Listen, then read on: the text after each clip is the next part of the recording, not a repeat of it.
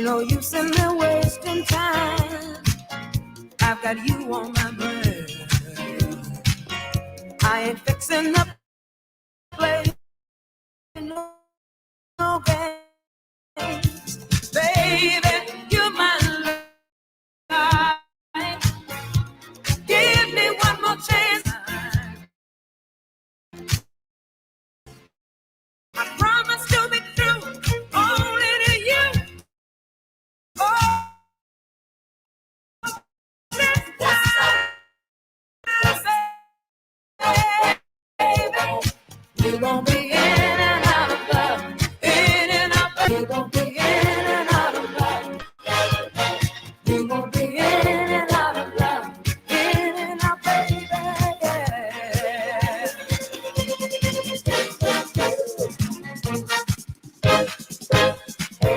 I've been selfish at times, always trying to blow your mind. Using you was so easy. Oh, I used you 1,000 times, but baby, you're my life. Give me one more chance to prove my love.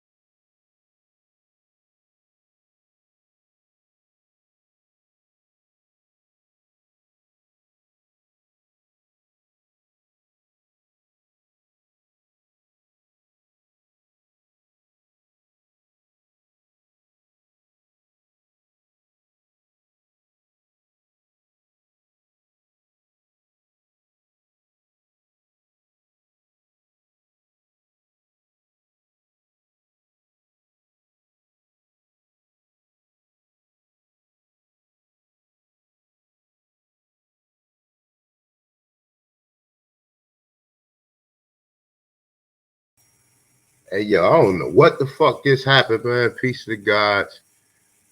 Press one if you guys can hear me, man. I just got kicked out of stream, yo. I don't know what the fuck going on. But press one if you guys can hear me. Press two if you can't.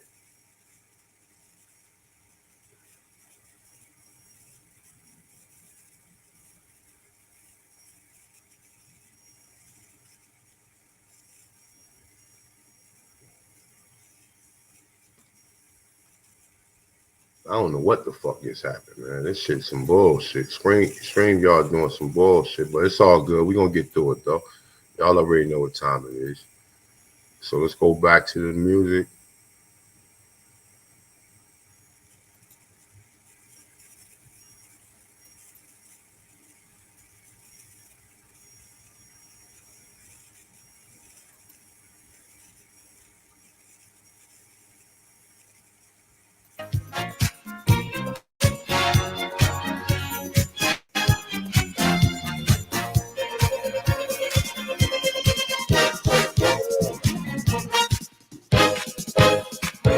I've got love on my mind. Ain't no use in me wasting time. I've got you on my brain.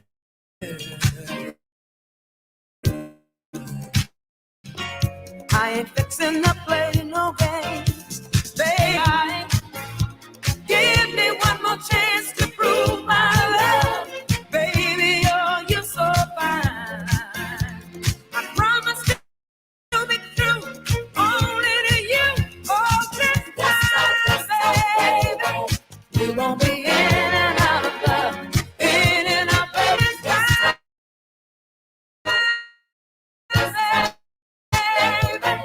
We won't be in and out of love, in and out, baby.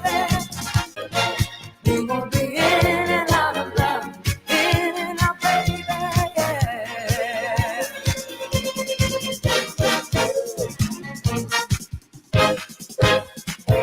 I've been selfish at times, always always trying to blow your mind.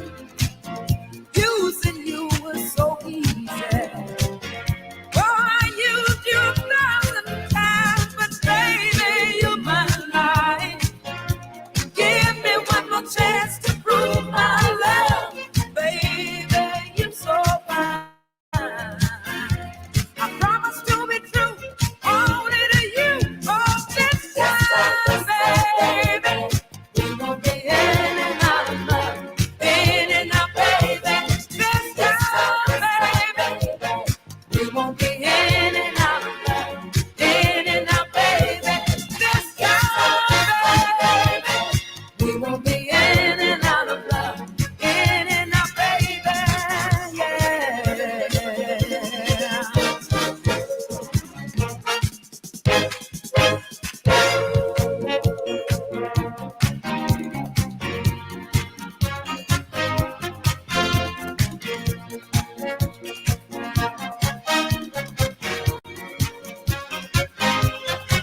Well, baby, you're my life. Give me one more chance to prove my love. Baby, oh, you're so fine. I promise to be true, only to you. Oh, this time, baby, we won't be in and out of love. In and out, baby. This time, baby, we won't be in and out of love. In and out, baby. Yeah. That's the way it's gonna be. Yeah. It'll be me for you and you for me. Yes, it will. Oh, it's time to be. Yeah. Well, this time, baby. In and out, baby. This time, baby. Oh, this time, baby. We're gonna be in and out of love. In and out, baby.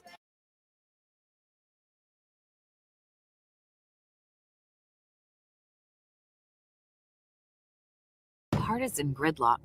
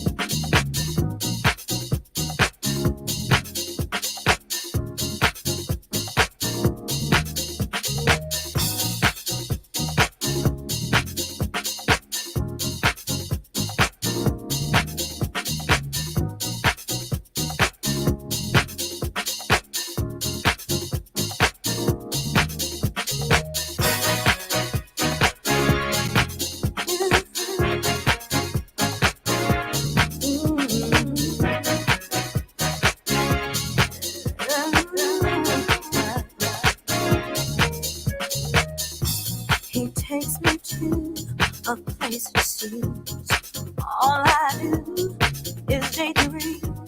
My fairy tales no longer gray. The color of love is in his face. My knight in shine, neon true. My symphony, I found my muse. Amazing joy I feel inside. The essence of him, it gets me high. And Elohim sends me to a place where hearts are free to embrace. I wanna be. I found my soul in this man I call wonderful. Hey, I call him, baby. Ooh.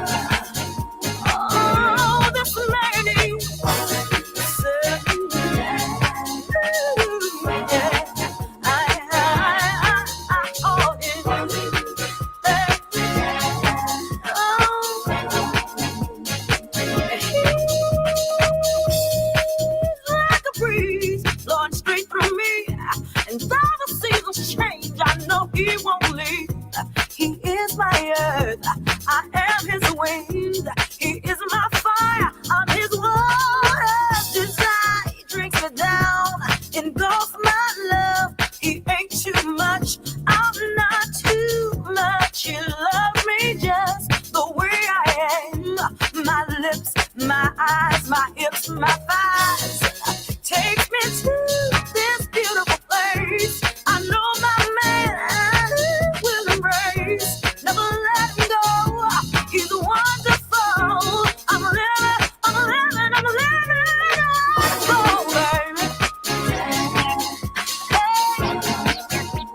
I don't know about you, but I'll tell you, my man, he's so.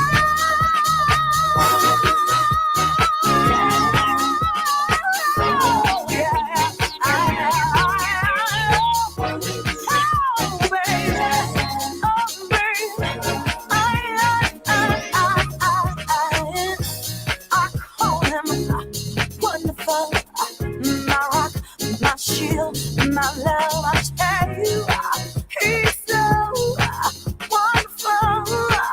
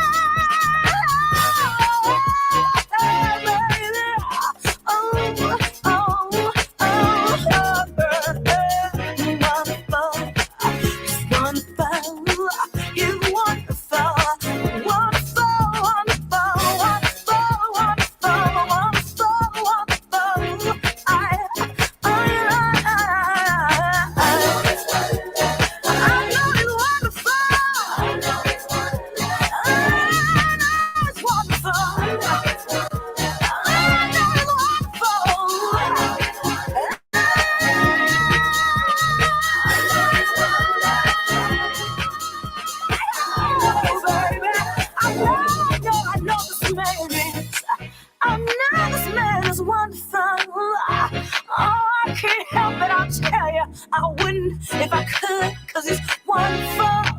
Oh, he's wonderful. He's so wonderful, wonderful, wonderful, wonderful, wonderful, wonderful, wonderful, wonderful, wonderful. Hey,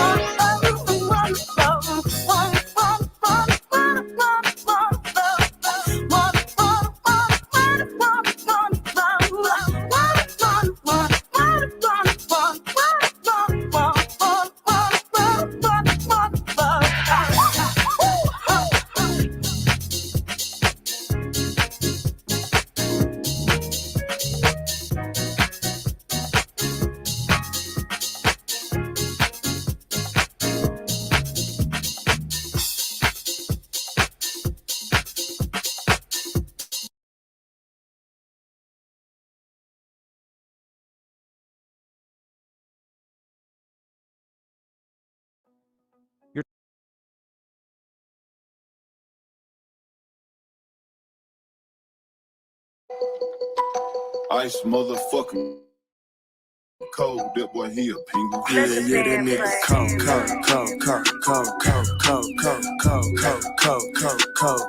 Yeah, that nigga froze. froze. Yeah, that nigga froze. Yellow diamonds on me, but everything still on code. Couple rappers do not like me cause I fuck they hoes. Yeah, tricking on these bitches, that's something that I don't know. No, how to do. Yeah, it's a big difference way between me and you. I can show you how to hustle, how to ball, and how to shoot. Yeah, I can show you how to hustle, how to ball, and how to shoot. I've been doing this since a jit, little bitch. This shit ain't nothing new. Money coming in, bitch. I like my shit in all blue. I'm about to buy another truck and finna give away my coupe. I'm shooting shit like Paul Pierce, bitch. I ball, yeah, I'm the truth. I just post some walk harder up in my Mountain Dew. I be shitting on these niggas, that's all that I do. I be shitting on these niggas, that's all that I do. Yeah, I be shitting on all these niggas, that's all that I do. I be shitting on all these niggas, that's all that I do. I be shitting on all these niggas, that's all that I do. Oh, then how you coming, Glock? Okay. Go. I don't follow rules, no. Did I fuck his bitch? For sure. I had to cause he a hoe. I went to school with a bow before lunchtime, I had it sold. I ain't surprised that boy red, I remember 11th grade he told. Had all the bitches doing my work for me, was too busy selling O's. I been a smart little motherfucker, used to have my niggas to bring the pose. Man, you been a hoe. Come to the apartments, get it for the low. That girl hit so good, call her the devil, she took my soul. She started out fast, then went slow. I'm like, whoa. This bitch hit so good that I can feel it in my toes. Dirty motherfucker, but that boy Elliot got me froze. Humble as fuck, but I still shit on you like I'm supposed. So she fantasized about giving me head inside my rose. Like when I ball on that bitch ass like Derrick Rose. Like me fucking ball on that bitch ass like Derrick Rose. Trapping in the mountain, the next day I'm serving in Belt the Grove. Money by the pound and I pulled it, walk up by the fold. Money by the pound and I pulled it, walk up by the fold. Look how she bounce it, she a pro. She a super slut, she suck it till she choke. Is he a street nigga or a rich nigga? Bitch, I'm both. Smashed her 6 days in a row, then turned into Casper the Ghost. That pussy too good, baby, I had to go detox. That pussy too good, baby, I had to go detox. If that pussy wet, bitch, you can't get a pair of Reeboks. If that pussy wet, bitch, you can't get a pair of Reeboks. Got a bad Latina chick, she look just like Selena. She don't sing, but when I get behind her, she turn into a singer. Went from standing in the trap to standing on stage in arenas. That boy, he a genius. Ice motherfucking cold. That boy, he a penguin.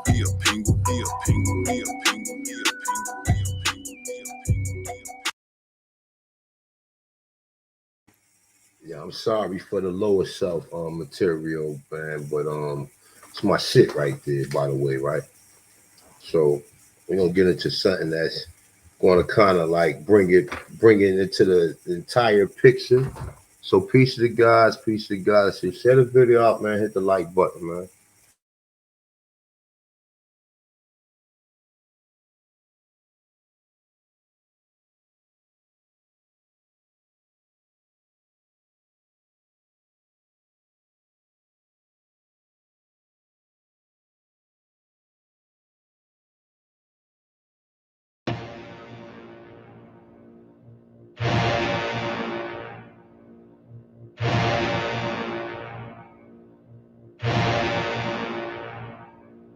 As long as I'm dancing, acting or rapping, walking around like I don't know what's happening. You like me.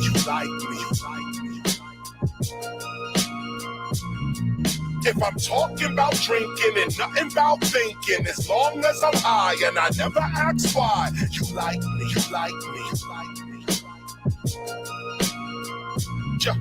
But the second I start with the state of the economy, black leadership, black gods, and black sovereignty, that's when you can't seem to follow me. Confusion, you feel like you're losing. I'm no longer amusing. This song's about choosing while you cruising. Either black entertainment or the black revolution. People love to see a young black man rap until he wakes up and realizes he's caught in the trap. So as long as See, we gotta have a polarity around this motherfucker. We gotta have some negative and some positive. But listen to what KRS was saying in the second verse, nigga. And this sums it up to what you're seeing going over there in Israel and what been going on since the doctrine of discovery. He ain't saying the doctrine of discovery. I'm filling in the blanks. as I'm dancing, acting or rapping, walking around like I don't know what's happening. You like me, you like me, you like me, you like me. Hey, hey. If I'm talking about drinking and nothing about thinking, as long as I'm high and I never ask why, you like me, you like me, you like me. But the minute I get in it about the way these rappers spit it, the minute I start spitting that truth, it comes a critic. I freestyle off the top like removing your Yankee fitted, but they not really checking for skills, they want the gimmick. Many of the challenges we face, we can solve them, but there's no trust, no unity, and that's the problem. Black people fighting amongst themselves, that's the problem. White people fighting amongst themselves, that's the problem. U.S. foreign policy is simply problem. U.S. foreign policy is simply problem. U.S. foreign policy is simply just bomb them. Rebels against their own government, the U.S. arms them. Then when things get out of hand, yeah, they try to calm them. More money, more diplomacy, just charm them. If that doesn't work, then they move to If that doesn't work, then they move to Osama. Turn them into a terrorist so they can disarm them. Through the corporate media, we don't stand a chance, but too many people want us to just stand and dance. So as long as I'm dancing, acting or rapping, walking around like I don't know what's happening, you like me, you like me. If I'm talking about drinking and not about thinking, as long as I'm high and I never ask why, you like me, you like me. You like me, you like me, you like me. You like me, you like me, you like me.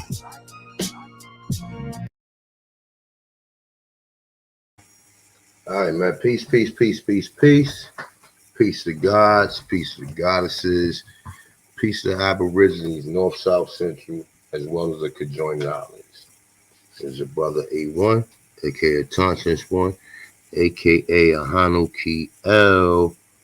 And peace to all the people in the chat. Once again, share the video out and hit the like button. Pretty much, I'm gonna pretty much be going in on what I did last night on AP channel and like just my reaction to the brother Clyde Winners. And like I said, like I was telling my brother Moors in America yesterday, this ain't got nothing to do with him because he just interviewing the person, and the person is saying exactly what findings or what research they are proficient in. But me myself, I had some disagreements with it, and I gotta kind of put myself up there like as a high authority also when it comes to this, because I know the basics of research, I know the steps of research, I know institutional research. So why would not my perception be credible as well, right? Considering that I'm one of the individuals that talk about the Olmecs and talk about the Mayans and talk about the pyramids and all them things with everything else. Don't just think that that is limited to that. But definitely shout out to the brother, man, for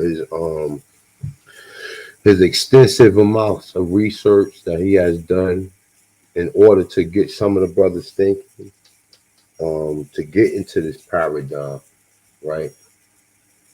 But like I said, man, shout out to my brother Hakeem Bey, man, because a lot of niggas, Hakeem Bey is well researched, A lot of niggas look at what he presenting as some pseudo shit, but everybody now coming back saying that, okay, this is what he's saying is actual. So shout out to Hakeem Bey, man. You know, me, myself, I don't have just one individual in which I derive this information from, as well as actually listen to documentaries and listen to individuals who actually done the archaeology studies of a lot of these places, right? I mean, to go along with the observation, the actual hypothesis, and the actual theories of the literature that we actually are able to gather with the help of research, right? So it doesn't really sums up to just my brother Clyde Winters. My research, my research is extensive. And when I say extensive, I have to kind of put that out there because to put some respect on my name when it comes to a lot of this, even ancient history that's in America. Not just the overall observation and the overall studies of the Americas and within itself. And like I said, shout out to my comrades that actually add to this conversation. Everybody know who they are. You know what I'm saying? As far as the information, man. You know what I'm saying? So definitely shout out to everybody that's doing it, everybody that has put a piece of the puzzle and been able to contribute to our research, because this is just not no one man's journey. This is all of our journey. But in particular, like, you know, I study under Moors, you know, and in my time of studying under Moors,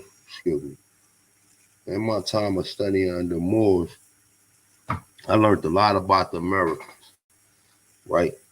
Now, I'm not in my original location to where my ancestors happen to be residing in Jersey. You know, my father is from Georgia. My mother's family is from Maryland, right? And my father's mother is also from Maryland, right? But my father is actually, his family actually from Florida. They're not even from Georgia. They just happen to be in Georgia or be in Florida when Georgia was so-called named Georgia, but predominantly was all Florida, right? So I'm gonna play the video and I get into it, but I just give you I'm gonna give you my disagreement is to say that the Olmecs and the Mayans are the same motherfucking people. They're the same fucking people. I don't care what these people writing and what they telling you. Do your fucking research. Do your research, nigga. The Mayans built pyramids. The Olmecs built pyramids. We see what the Mayans look like on the Boma Park murals, nigga. So the Olmecs came in and taught them what they know? No, nigga. This is the science of the Americas. And it's like, you know, I was talking to AP earlier, and I was actually asking him, like, you know, as far as the American Indian Encyclopedia, right? And one of the reasons that I referred back to that book, because that book gives you a clear and concise understanding to the science that was in America, along with the other science that we are able to observe and see, right? It gives us our how do I want to say, potential, right? Or infinite potential, right? It gives us our infinite potential on what there is no limitations when you're dealing with the gods. The gods is able to create reality from matter, just from clear and concise thoughts. This is what separates the rest of us. This is what separates us from the rest of the world. Everybody around the world is building on our technology that we gave to them.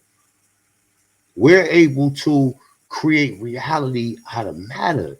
We're the gods. We're the original people. We're not them people who's leaving their country. None of us is leaving our country to go nowhere else to learn. All of these so-called other great black populations have to do that. And only thing they getting is the understanding and the science of the gods. Half these people wasn't driving cars until we invented a car and until they went to a white country. So this ain't about no worldwide blacks or Negroes united. It is about that, but it ain't about our history. Our history, we're not going to allow nobody to come over here and take from our history and discredit us and make us seem like we was just some fucking slaves. And the science and the technology that we got from the white man. If it wasn't for the white man, we would not know nothing. So we're going to get into the video. You already know I'm going to be stopping and going as we go along, because there's so many things that I really, like saying that you have to evolve, my dude, at some point in time, even as a scholar. And I know the methodology of research, so I don't have to be put in a prism or a glass box, and I can't allow myself to evolve when it comes to the information. So let's get into a little bit of that, man. Peace of guys, man. Share the video out, man. 45 people, man. I mean, hey, man, shout out to the 45 people in attendance, man. But you already know how this shit works. You know what I'm saying? I know some other lives is going on right now, you know what I'm saying? But definitely, man, support your brother. But we'll get into it though. What don't be the views that I won't get in the actual live, I get in the actual replay. So it really don't even matter to me. I always get to my level when it comes to the people who view the actual live stream. So hit the like button or share the video out. So let's get into some of this, right?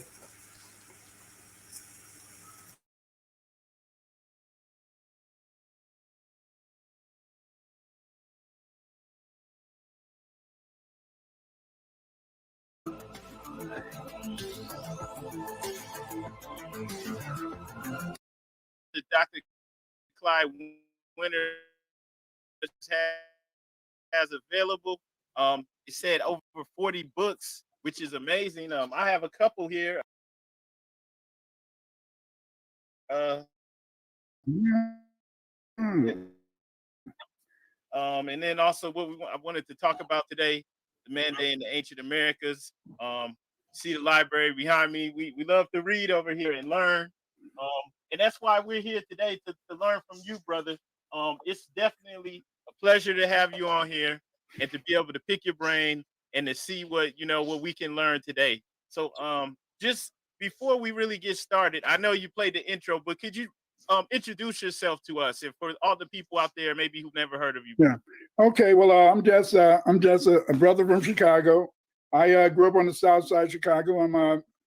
I taught for 46 years in Chicago public schools.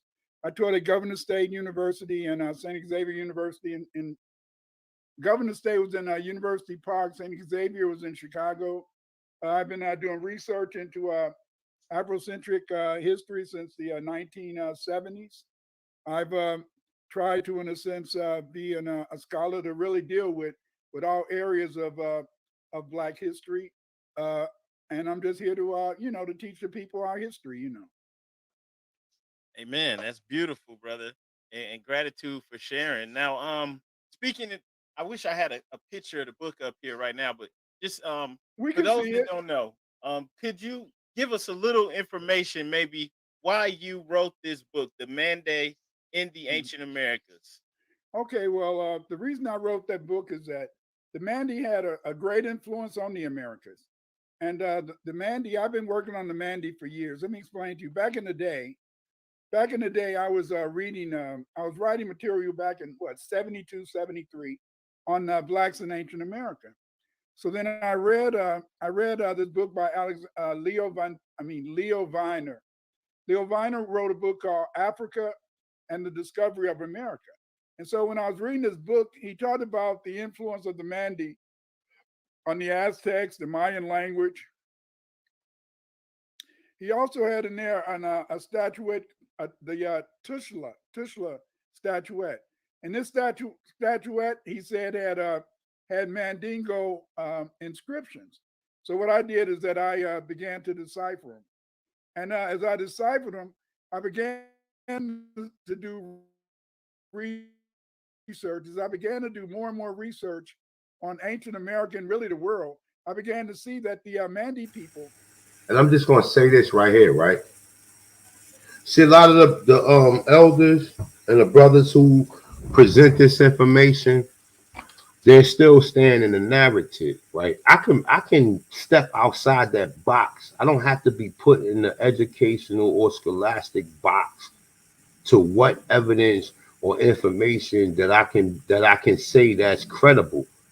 You understand what I'm saying? Because like even when we get oppositions to stories or narratives that's out there, we have to investigate them too. So even when we get into the Mandes, right? We're not going to see that the Mandes invented no pyramids or whatever technology that the fucking Olmecs had. If they are coming over here and creating this here, then where they came from, that they would have to emulate the same goddamn thing. We don't want to hear about just no languages and a couple of symbols that look the same. Because this is what's going on. They'll look at it and say, all right, well, this symbol right here looks similar to this, or this symbol looks similar to this. And when it comes to the languages, one of the best works that I've seen of comparison of languages, I mean, it's a couple of them, but one of the best that I've seen was from James Churchward in Symbols of Mu. The Lemurian language compared to the Mayan language compared to the Egyptian languages. And he show you from step to step to step to step. And all of these things are consistent with what we see. So for us to sit here and say, well, wait a minute, man. All right, the Mende people. All right, so outside of the language, what else did the Mende people, or what else are they known for? Are they known for science and technology? Are they known for implementing different architectures and different geometric and astronomy and cosmology, different influences? No, this is what's coming from America. I have never seen an astronomical observatory nowhere else on the planet, and the ones I have seen, it has been in shambles, and someone is trying to say that this brick right here connected to this brick, this was an astronomical observatory. We got one intact in Mexico in Chichen Itza. So I've never seen none of them. I've never seen an astronomical observatory nowhere else on the planet outside of the new ones, the planetariums that we see that these Europeans have. Only thing they have done was mimic our science to what we already did, and then even that is pseudo because they want you to believe that it's 9 planets outside of this Earth atmosphere that you can actually see in a fucking telescope, which is some pseudo shit. So, you know, when it comes to trying to give us the comparison and saying, oh, well, we came from Africa and this science, this is what they have always done. But they have never said, well, wait a minute. Even when they see information that might be suggested that the shit they find in America is older than what they're finding in Africa. The light bulb just doesn't go off. So let's continue. Let's get into a little bit more of this, and I'm going to be chiming in periodically. So hit that like button, man. Share the build out. Let's get with it, man. The Mande people played an important role in the history of the Americas. I found in a sense that the Aztecs, they said they were Mandingos. Yes, Mandingos. The Mande people, they built the cliff dwellings out in Four Corners, the Four Corners region. That's Arizona, Colorado, out there in that area, they built cliff dwellings. I also, in a sense, found that the Mande, they left inscriptions down in Brazil. And so I wrote the book, in a sense, to kind of. No, the Anasazi is descendants or ascendants of the Iroquois. They will also be the Iroquois that a lot of people do not connect and not mention.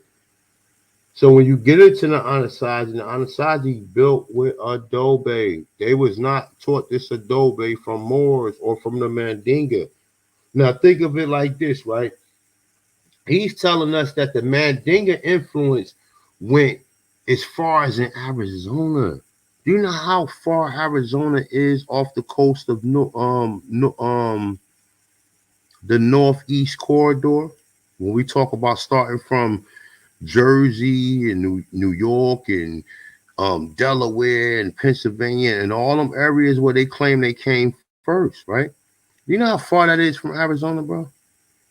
For somebody to be able to travel there and just set up buildings, and just because you may have a couple of cliff dwellings in the area where the Mandinga resides at, right? Doesn't mean that it came from there. And this is what a lot of these so-called scholars is they're ignoring and they're alluding around the fact that they don't want to give a credibility to the Americas. So it is what it is, man. Let's get into it. To give people an understanding of the important role. I also found out that the Olmec calendar, because see, the Olmecs, they were Malinki Bambara speakers, and they came from West Africa. Around 1,200 to 1,400 years ago, they came to Mexico, and they settled in the Gulf region. Okay, and so once I found out that they were the Mande, then I started really getting interested in the Olmec people. And so then I found, in a sense, that the calendar that the Maya used was invented by the Olmecs. I said, aha, if it was invented by the Olmecs, I could probably find out more about the calendar by researching the Mande calendar. And I found. And look, man, I have to say this right here, brother. The Olmec did not come from no fucking Africa, my dude. It did not come from no fucking Africa, brother. Do you know how long it would take you to learn the science of pyramid building, brother? So we don't find no pyramids in the area where you claiming that the Olmecs came from. We find no Olmec heads.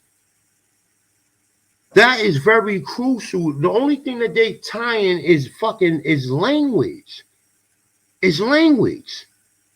And like I said, we can look in North Africa, Spain, Portugal, all the way through London, England, all the way through Germany, and all the way back north as far as Greece, Italy, Rome, as well as all the way down the shores of North Africa, Tripoli, Egypt, all of them places. We can find remnants in that area that we can only find in America. The only place you can find them so-called architectures, and because architecture is an advanced science.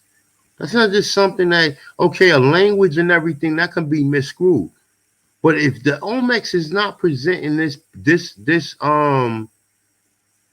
science, right, to Africa, then how can you say that the Olmecs came from Africa?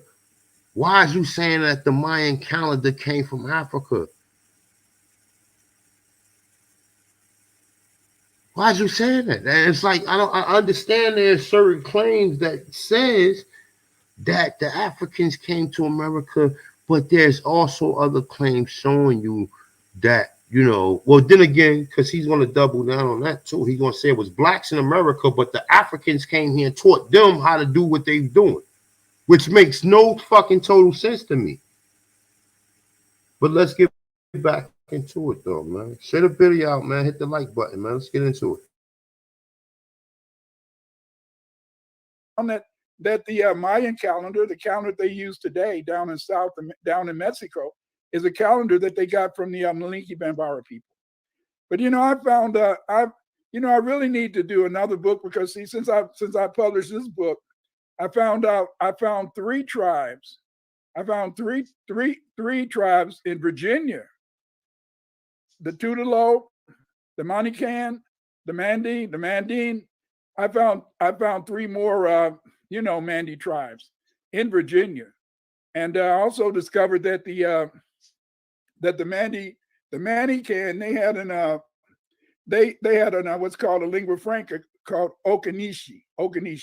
You may find a lot of Aboriginal people, the Black Aboriginals. Nobody want to be Black, but I mean, they are Black. But the Black Aboriginals, they like to use the word Niji, Yeah. and they don't even know that that's the Mande word for hello. Wow. Yeah, because see, that's what it's all about, is research. And I dedicated myself to doing this research because, see, back when I was in high school, my wife, my wonderful one, she, her grandfather was Cherokee, and her grandmother was Blackfoot, And so then, so my mother told us that we were Choctaw, but I didn't give a damn about being no Choctaw because, I mean, damn, I grew up, I'm 72 years old. I grew up in the 60s. The Indians always lost. Yeah. I didn't want to, Yeah. I want to be an Indian. I didn't want to be known as no Indian. I wanted to be one of the people from Mali or Songhay or Ghana. I mean, I wanted to come from one of the African civilizations. So back then, I didn't really get involved. I did a survey when I was a senior in high school, and I found that about 60 to 70% of the brothers there said they had Indian ancestry. You probably got Indian ancestry if you probably asked your grandma. Yeah. If your grandma's around. I don't want to go there. But I mean, because of that, then I began, in a sense, to realize over the years, I used to write at at Egypt Search. And so, the brothers there always want to talk about the Moors. Yeah. So then I decided it was time for me to do some research into to my Aboriginal heritage. So that book is a result of doing some of the research of that. So, Richie, are you from Virginia? I see that writing. Are you from Virginia? That's where the Manican live, in Virginia. And we'll see if he comments back to.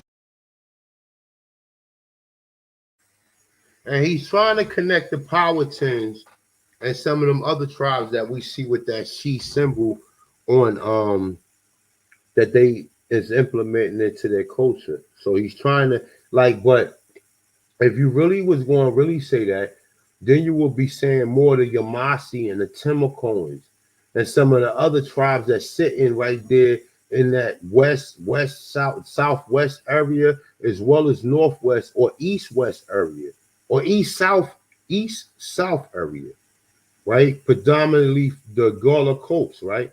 We see a heavily influence of the Mayan or the so-called Olmec culture in them regions. We find Mayan artifacts in Georgia. We find Mayan artifacts in Arkansas. We find Mayan artifacts even among the so-called spiral mounds.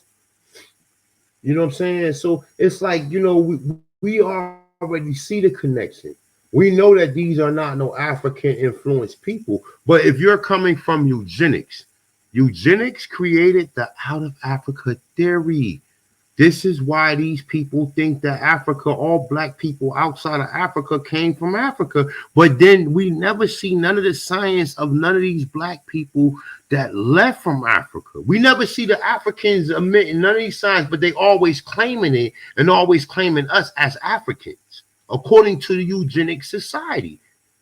But see, me, myself, I don't do that. And I ain't got nothing against no Africans, but at the end of the day, nigga, y'all not gonna take our fucking history, my dude, and apply it to yourself and take claim for it and say that we just like some peons and y'all taught us this when y'all niggas never exhibited none of this shit in your country.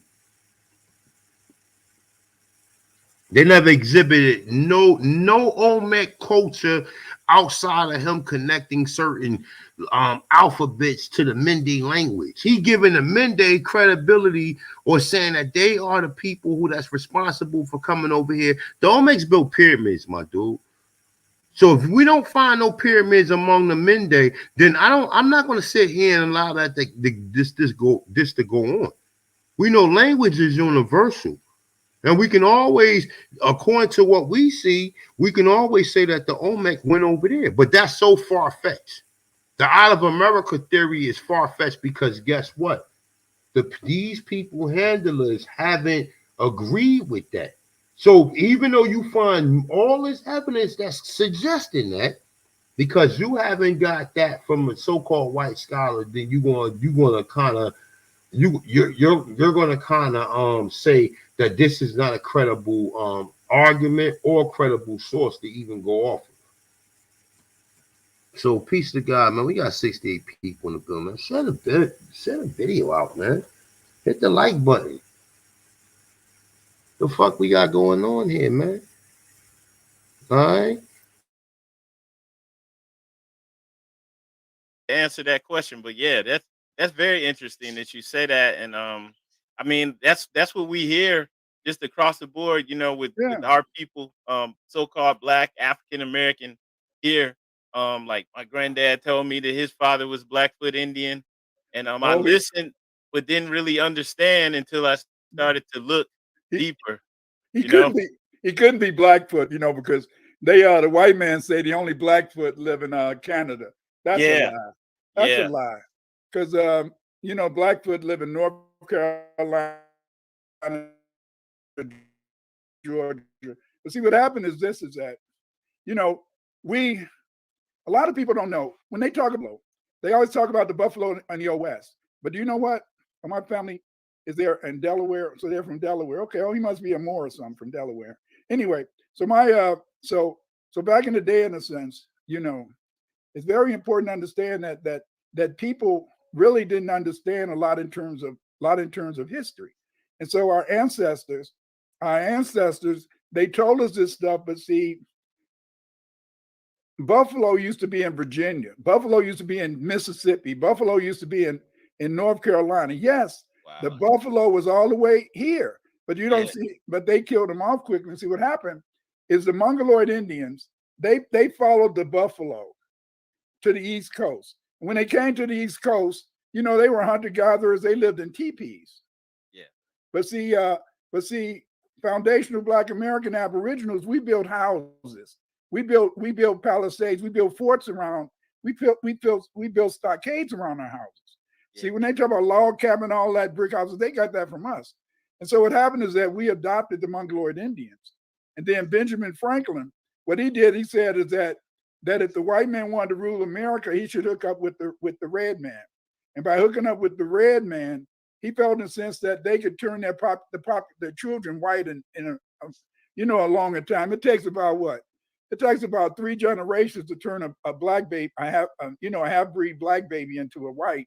Yeah. So, but they felt they could do it faster with the Indians. So what the European did is that he allowed the Mongoloid Indians to steal our names. Wow. Like that's why if you look at the 5 civilized tribes over there in Oklahoma, they all led by white people today. Yeah, that's crazy too. Yeah. Yeah, and you know, it's crazy. They look just like the so-called colonizers.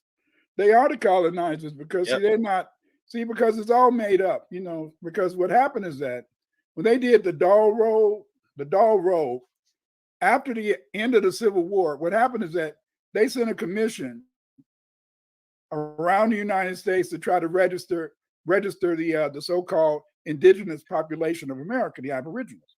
But see, what they did is that instead of listing us as you know, Americans, they listed us as freemen. And so all the Black Indians, they're listed on the Dawes Roll as freemen. But we were really that credit as Indians. And what I say is, I agree with him on that, because see, the whole thing what we missing is they never classified us Indians. Indian is a new word that they using. We was in charge, so they couldn't classify us as nothing. We never called ourselves no Indians, bro. Aboriginal, a Tanchan, we never called ourselves none of that. But the reason you guys know why I use the word of Tanchan, because the definition is accurate to who we are. And the same thing with the word Aborigine is accurate, first from time of existence. I'm not going to complain with that. I have no disagreements with my people being first from time of existence. So when we get into this whole free man conversation, yes, because they're classifying these people, and then they create the narrative and telling you Indian had slaves when the free men are the original inhabitants, which they had slaves. And there's a whole lot of other people who not even classified on that because they was just ripping that shit up and throwing it in the garbage. Oh, you want to do a census? Get the fuck out of here. Nigga chase them off their land, man. Get the fuck. You want to enumerate? Get the fuck out of here. And this is when the Klan and all this other threat and duress shit came into play. This is when the threat and duress. The first thing was to go around, like you hear the story of the economical hitman. He go around first and make them an offer. They refuse the offer. The second offer is terrorism. And after terrorism don't work, then it's war. So the same thing that was done with us. They send the numerators in. We tell them to kick rocks. Get the fuck out of here, nigga, before we fucking kill you or whatever. They running back to their superiors. Their superiors is not standing or not agreeing with that. Next thing you know, it's 5,000 motherfuckers coming burning your town down. And in some cases, the 5,000 people did not always win. This is when the deeds and shit came, when these motherfuckers start coming every fucking day. So the first night they might not succeed. The second night they come back again. And this is what they was doing to us. And then is this one the so-called motherfucker you see with the regular, the fucking hat, the glasses, and the fucking briefcase come and say, look, well, we are willing to offer you and be your trustees, meaning that only thing you have to do is sign a deed. We sign a deed, next thing you know, we tax, next thing you know, we're citizens, next thing you know, they have jurisdiction over us. Niggas is not telling you this shit like this, brother. Because I understand the legal part to it. I understand, I know the remedy to it. So outside of just talking about okay, I'm happy to be an Indian. Oh, I'm an Indian now. My grandmother's an Indian. Nigga, how you going to implement that? Do you have a form or method to implement that and put these people on notice? Oh, fuck it. Just be an Indian and work a regular job. And while these other motherfuckers is getting casinos, they getting some type of allotment every month. They getting money. And I'm not saying I want anything from any of these people. But at the end of the day, nigga, you going to put my people in proper perspective of who the fuck we are. Put some respect on them. So let's play some more of this, man. Peace to the guys, man. Share the build out, man.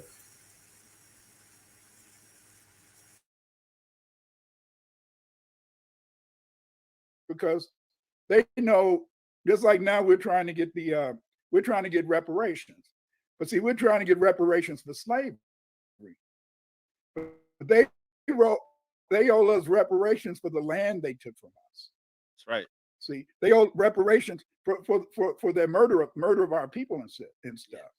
But see, what it is that they've always wanted to give us this mythology, this illusion. You see, they always wanted to give us, in a sense, this whole idea that all the foundational Black Americans, that we all came from Africa. And the reason they wanted to tell us we all came from Africa was because, see, by saying we came from Africa, that would deny the ownership of maybe your Blackfoot ancestors or my Choctaw ancestors. See what they did? They kicked us off the land and they never signed any treaties with us. See, and then at the same time they didn't sign any treaties with us, they gave the Mongoloid Indians cards and stuff like that, so that they could say that they're this Indian or that Indian. Yeah. Yeah, that's crazy. And I mean, I shouldn't say it's crazy. We can see, the ramifications of that, now. I mean, you can still see it. And it makes sense just when you look at simple things like the older definitions of American, like the 1828 definition. Yeah. And it tells you even in that definition what happened, where it explains the copper-colored indigenous people. But now that term applies to the descendants of Europeans born in America. Yeah, but more than that is that what they did is that they talked about the copper colored, but then later in a sense they flipped the script and started saying the red man. See, there were many Mongoloid Indians that mixed with us. But see, what happened is that a lot of Black people, we're always trying to run away and get freedom, get some land. And we try to keep moving away from the white man. But the white man eventually bought he got the Louisiana Purchase. Then he bought California, Washington from the Russians. And so no matter where we ran, they would follow us, and they exterminated most of the Black Indians in California. See, when the Chicanos, the Latinos, when they start talking about, and those monks. And I say this too, right? Listen, that whole narrative about us mixing with the so-called Mongols is true to a certain extent. The majority of us that's residing in the areas where our ancestors was at, so that's on the east of the Mississippi, right? Whether we go northeast of the Mississippi, or south of the Mississippi, or east of the Mississippi, right? And once we get east, we whether go north or south, right? Up Canada or down to Florida. And then from east to west, from Florida all the way to the Mississippi, right? And up through the Mississippi, all the way into Toronto and all that area, right? So when we really look at it, wasn't no Mongoloid. Listen, it's almost 80 million of us, brother. How many niggas you actually seen? We know when we see an exotic motherfucker or exotic woman, brother. And we can look at their family and see. I mean, some of you niggas some of you women look exotic, man. You know what I'm saying? Naturally. But I'm saying when we start seeing these extreme Mongol features, right? Extreme Mongol features. We know some of us got better texture hair. Some of our eyes might be more slanted. Some of our eyes might be more bigger, or we may have a different facial symmetry, right? But at the end of the day, right, we know what our people look like. So even when you get into the point to where you say, all right, well, boom, most of our people that's reside in the same areas that they always lived in, we know we ain't ever seen no Mongoloid or none of these Native American people snooping around at these cookouts, funerals, weddings, birthday parties, or nothing that we have been privy to be the partaking in or be the participant at that certain event. We have never seen none of these people, my dude. So we say, yeah, some niggas move further west. But even when you get to Oklahoma, when we go back and review Sir Solomon Jones films, we see what's going on. They're showing us the Native Americans, and then they're showing us the actually Aboriginals and the Muskogee, Atanchans, right? So it's like, do you totally agree with the European? What the Europeans do you disagree with? Like, I'm able to, like, somebody like Lepongian or Leo Weiner or any of them so-called researchers, I'm able to look at their research and then say, well, all right, they was misled. They was coming from a eugenic standpoint. And somebody would say to me, well, Dan, A1, what makes you the authority to be able to say that? Because I have done massive and in amounts of research over the years. I've done so much research, and I have listened and privied and found so many different artifacts and literature that suggests otherwise. That I cannot sit here and just acquiesce to this. I have to say something about it.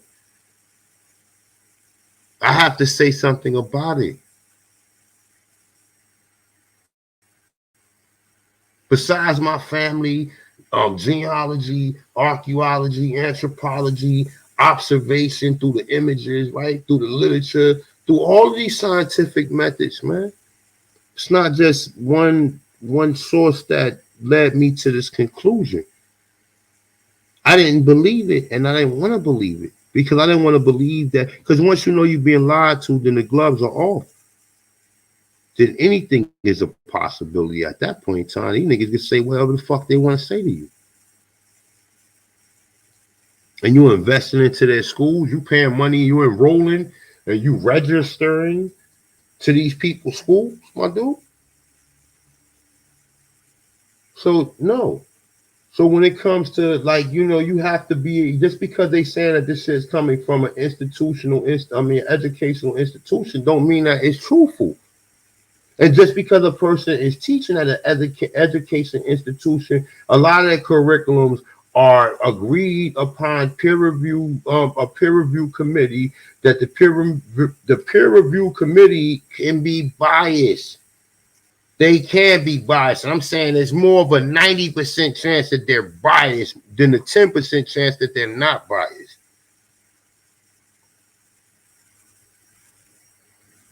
Just because it's coming from an educational institution don't mean that it's right and exact.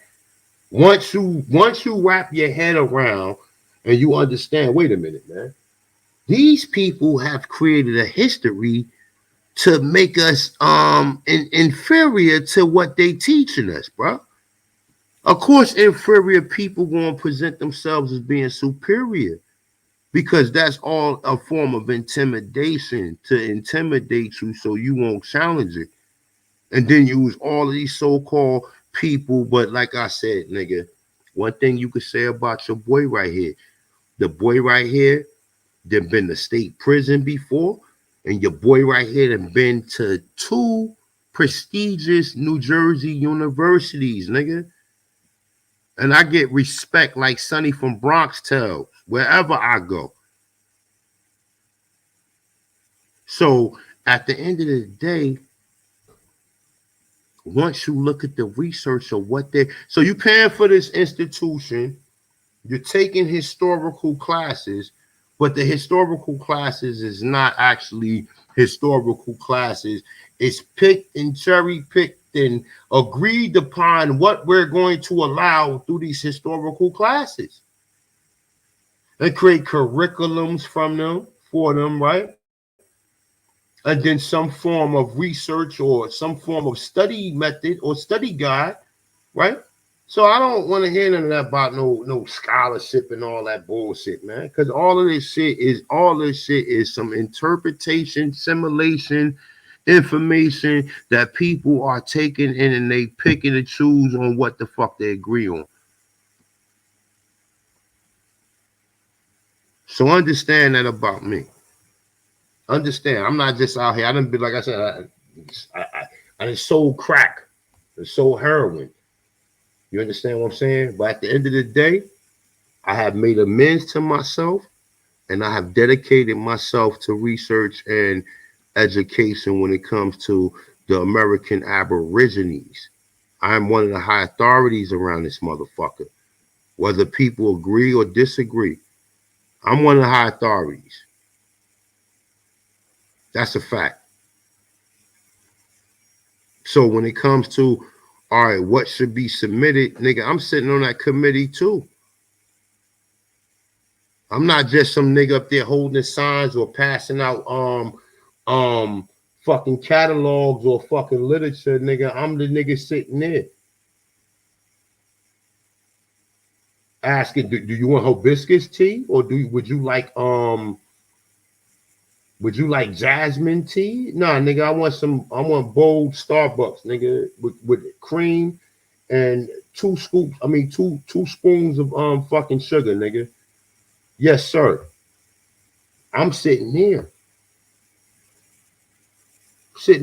Like, I mean, there's only certain niggas. And shout out, and look, rest in peace to my brother, Dr. David Imhotep. I'm gonna see if AP would like to upload that video and put on his channel. The bill we did with Dr. David Imhotep about 4 or 5 years ago. Shout out to that brother, man. I love that brother, man. You know, talking to him is like talking to one of your actually ancestors or one of your actual family members, man. I had some great conversations with Dr. David Imhotep, man. So rest in peace to that brother, man. Love you. Hopefully you on the other side, man. You know what I'm saying? And whatever, you know, things that we went through in this physical reality, man. Hopefully you getting rest, man. Definitely, man. Shout out to my brother.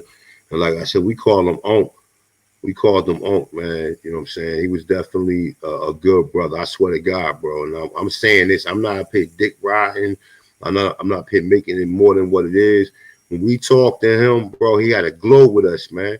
He had a glow, like when he was happy to have that bill with us. That somebody said that America was the grandmother, nigga. He was happy to find somebody that agreed with him on that, and I could see it in his face when he said it. America is the grandmother. If Africa is the motherland, then America's the grandmother. We got him actually saying this on fucking footage. But let's get back into the bill. Peace of guys, man. Mongoloid Indians that live in California, they didn't live there. It was black Indians. But the point is, this is that they were able, in a sense, to steal, in a sense, our heritage, you see. And so because they were able to steal our heritage, then many of us don't really know who we were. And so because of the fact that I am a researcher, I'm a historian, I decided I had to set the record straight, you know. I had to start doing papers and articles to explain how the original people here, the indigenous people, the Aboriginal people, were, in a sense, black people like you, like me, like us. Yeah. I see someone in the chat is asking, like, which white man? They're trying to see, you know, what part the Irish or the Jews played in this. Well, see, it's very complicated because you have to understand is that the people that live in Ireland today, they're not the Irish. See, the people that live in Ireland today, they took the original people that lived in Ireland were the Black Irish. But see, Oliver Cromwell, he was a Protestant, you know, and so then the Black Catholics, he was black too. Now, understand this, he was black too. Okay. Oliver Cromwell. If you see a picture of him, they make you think he was white. He wasn't white. Most of the kings and queens back there. I know you may have seen my video on the King John, I think it was, and he was black. But anyway, so Oliver Cromwell, what he did is that he hated in a sense the Catholics. So Oliver Cromwell, when he became the head of Parliament, he invaded Ireland. When he invaded Ireland, he killed about 200,000 Black Irish. And then he sent 400,000 Black Irish to the colonies, to North America, and also down to the Caribbean. See, many people, they always teach you that in 1619, that the first Africans came over here. It was already black people here. And in fact, the first slaves in 1634, the first chattel slaves were in a sense Aboriginal black people. Then in 1651, Oliver Cromwell sent 200,000 Black Irish, the original Irish. He sent them into chattel slavery because just like those people from Jamaica and all that running back to Britain. See, Oliver Cromwell said, "Nigga, you don't come back here." So now they're coming back. But see, so the first slaves in 1634, around Thanksgiving, these were Aboriginal black people. Because see, they need the Aboriginal black people to grow tobacco. That's why if you look at the pictures around the tobacco on the plantations, they always had the black people with feathers. Yeah. That's because they were mainly black. The Indians were all black, and then so they had the first triangular trade was a trade in black Indians, and they sold them to work on the plantations in the Caribbean and the plantations in the South, tobacco plantations. Okay, then in 1651, 1652, Oliver Cromwell sent the Black Irish over to America to be chattel slaves. Because see, these Black Irishmen, they were not supposed to ever come back to Britain, to the UK. Because the Oliver Cromwell, if he found, he killed the babies, all type of things. He's very, very evil brother, But I hated to find out this stuff because growing up in America, growing up in America, we had a clear division between the white and the black. And then when I started doing my research and finding out that many of these people who I thought was white was really black, I had a traumatic experience because I didn't want to believe that black people could be so evil, so cruel. Yeah. You see, and then then they started bringing African slaves, because remember, the first Africans that came to Jamestown in 1619 were indentured servants, and so they didn't start bringing African slaves to the Americas until 1670, 1675. So the first slaves, in a sense, were Aboriginal blacks. The second slaves were Black Irish in 1654. And then the Africans started coming over in 1659.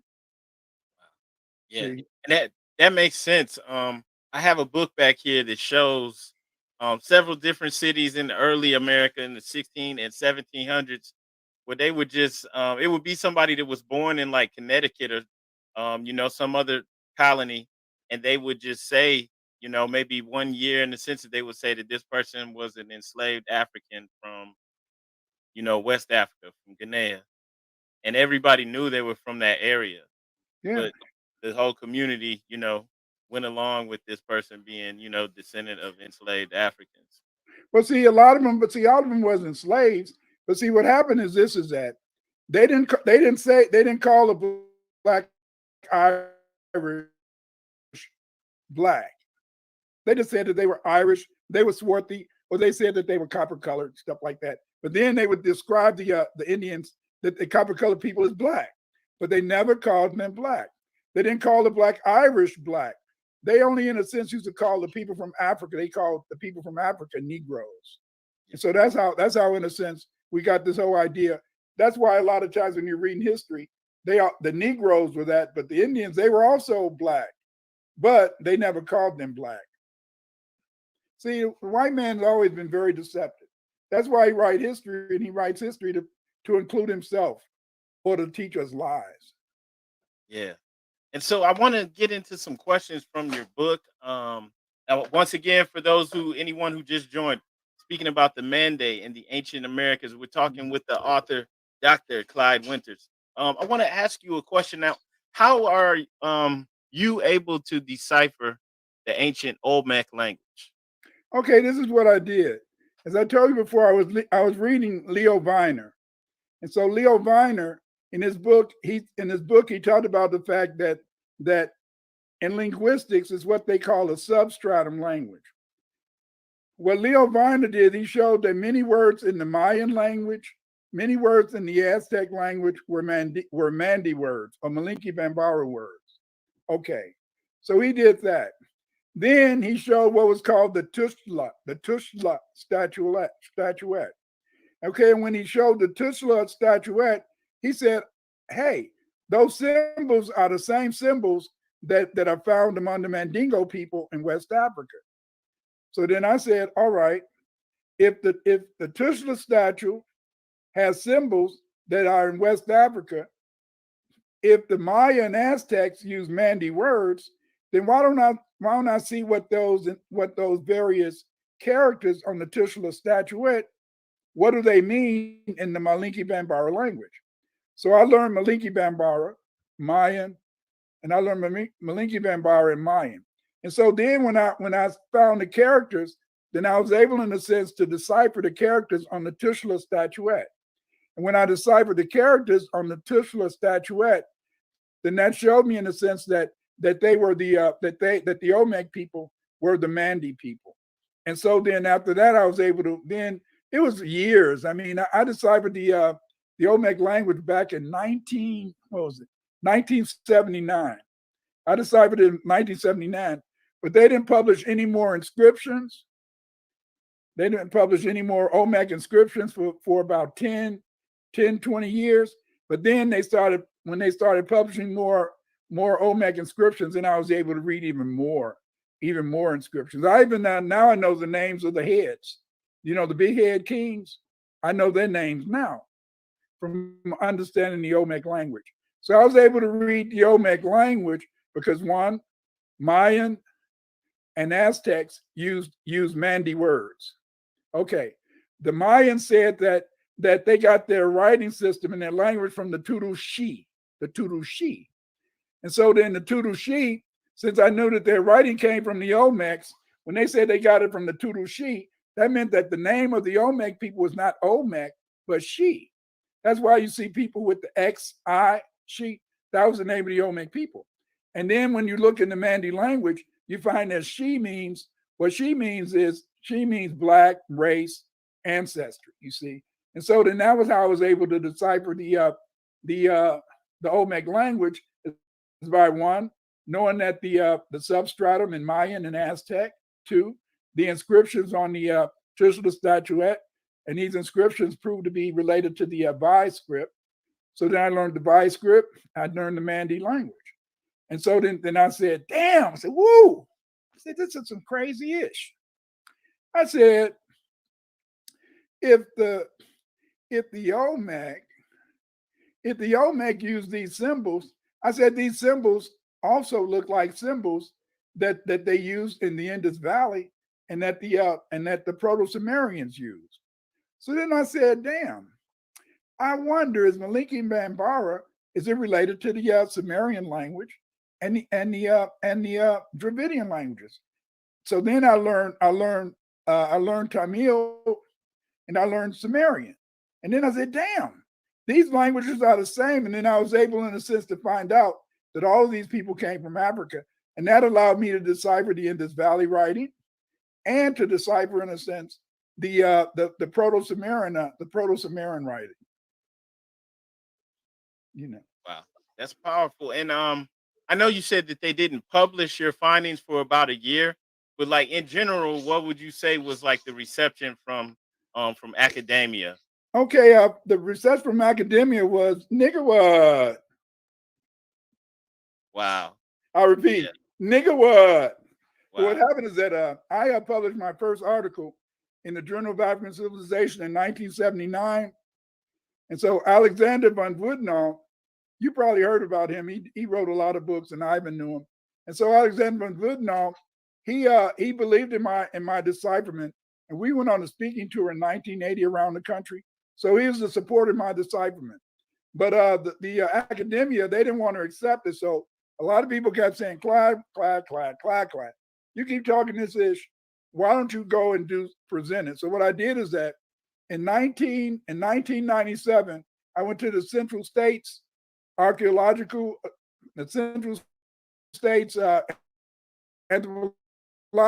Association meeting. And then at the meeting, I presented my decipherment of the Olmec writing. See, it was cool because I was on a panel with a couple of the big shots, the white big shots. I had all in the audience. I had all the big shot white people that do studies in Mesoamerica, Mexico. And so then I presented myself. If you notice, you might see some Chicanos, or you might see some laymen attack my work, but you never see any professors attacking my work, because they know that if they attack my work, and I can always publish a rebuttal, you see. Because because I was able to show it, so I finally sufficed and showed it. So I mean, if you wait for the white man to say you did something, you'll never get any acknowledgement. See? Because a lot of things that he said he couldn't decipher, I'm able to decipher. And one of it is based upon this whole idea from Anti-Diop. Anti-Diop, he created this theory of what I call linguistic constancy. And what he found is that African languages, they change slower than European languages. And so then that's why, and so then I did a paper on this years ago, and I showed how words that was collected in the 700s and 800 AD by the Muslims, the Arabs, these same Mande words were being used today. So I was able to show, in a sense, that there's a period of constancy. And so that's why I'm able to translate a lot of these ancient languages, whereas the white man, his language changes very quickly. He's always changing languages. When he take over somewhere, he make everybody learn his language. And so then therefore, the language is always changing for them. But with us, we keep the same language for years and years. That's powerful. And I mean, if you ask me, it seems like it's a cover up, because the work that you're doing makes it obvious, what's really going on. So going back to the language now, you spoke about the similarities between the Mayan glyphs and the Libico Berber writing. Right. Could you explain what the Libico Berber writing is and how you came to that? Okay, well, the Libico Berber writing is not Berber. It's not the Berbers. The Berbers, they're very new people. Many of the Berbers today are of Germanic ancestry. Many of the white Berbers, they're from the Vandals.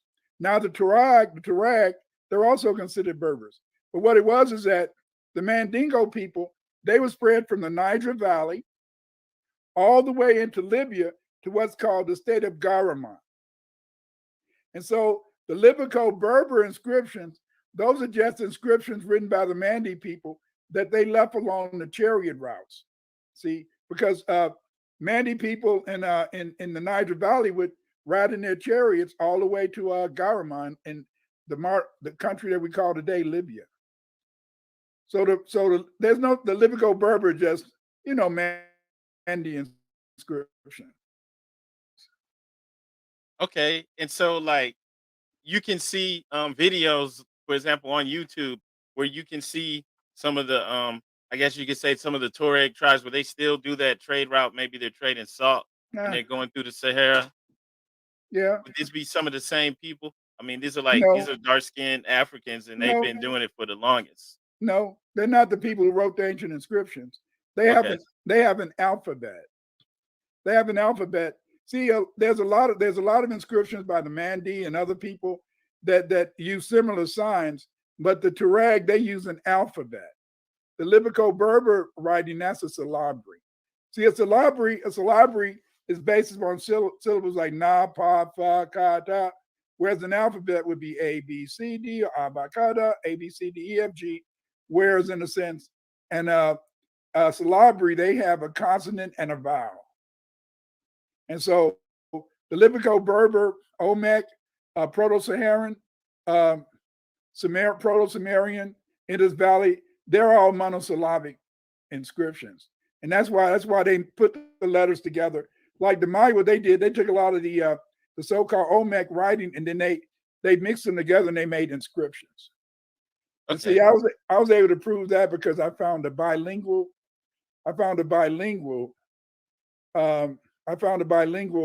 Olmec's Mayan text.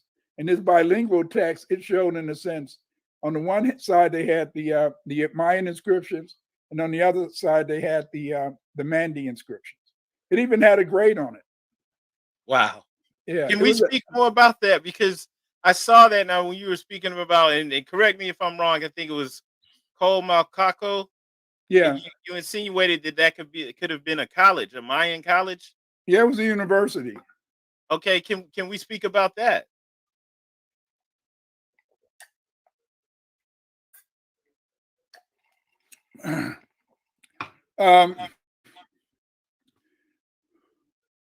Yeah, we can. I was gonna say I would show some slides on that, but can I want to? You can if you want to. Okay, I got to see if I can find it.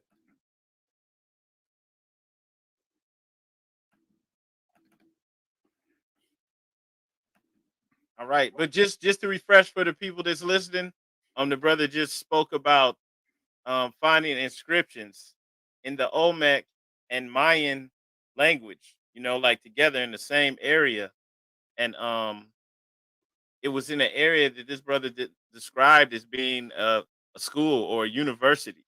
Now, before we talk about that, can you enlighten us a little bit as to who the Olmec and Maya are? Like, which, what was their relationship to each other? Okay, well, let's see. The Maya.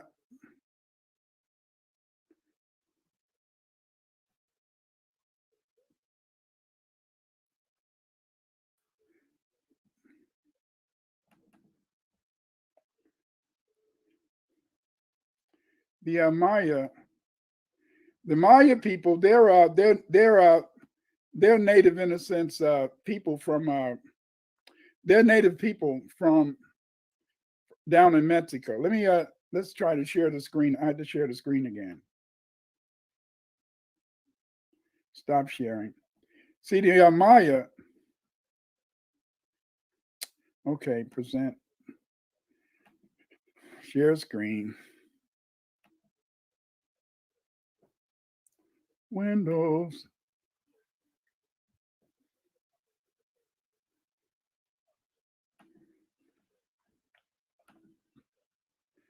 Okay. Now, okay, before I go there, okay, this is it. The Mayan, the Black Maya people, because see, the Mongoloid people do not come into the Americas until about 6,000 BC. 20,000 from 20,000 BC to 6,000 BC, we have what's called the Paleo-Americans, and the Paleo-Americans, phenotypically, they were considered to be Black and Negroid people. Okay, so we find that in Mexico, there was these Black people called what is that? Negro Chiapas Chicanas. There, and they lived in the Mexican state of Chiapas. Okay, so these Black people, they're called Ocos, and the anthropologists believe that the Ocos are the ancestors of the Olmecs. I mean, not the Olmecs, but they're the ancestors of the Mayans. Okay, sometime between 1200 BC to 1400 BC, the Olmec, they sailed into Mexico. They landed off the Gulf region. Then as the Olmecs expanded their civilization across Mexico, they went into Western Mexico and they met, in a sense, the Ocos. It was already Black people in Mexico before the Olmecs came. But then many of the Ocos and other people, they began, in a sense, to adopt some of the cultural elements of the Olmec people. That's where they got writing from. That's how they started building pyramids and stuff like that. And so then, can I stop you right there, brother? Please don't lose your train of thought. So, what you just said, just for the people that's listening, you're saying that the Olmecs, who came into the Gulf Coast from across the sea, taught the Ocos. They taught the Ocos, who were the Black indigenous people that were already living there. They taught them how to read and write and language. Yeah, and how to build pyramids and stuff like that. Wow. Yeah, and so then over time, the Olmecs, their civilization declined, and then we see the rise of the Maya. But see, the original Maya were Black people, and see, under mostly all the temples, you see those big temples that they have in Mexico. Usually under those temples, you'll find a temple with pictures of Black people in it. See, but the Mongoloids, they conquered them. And that's why after a while they stopped being able to build pyramids, because they didn't build the original pyramids. The Mongoloid people, they just copied all of us. But now I'm going to let's go to the stuff. Okay. So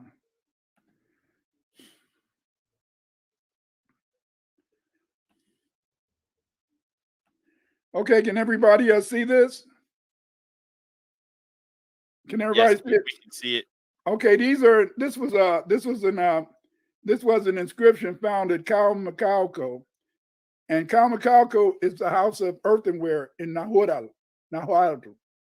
Okay, the Mayan site has interesting architecture. For example, the Great Acropolis.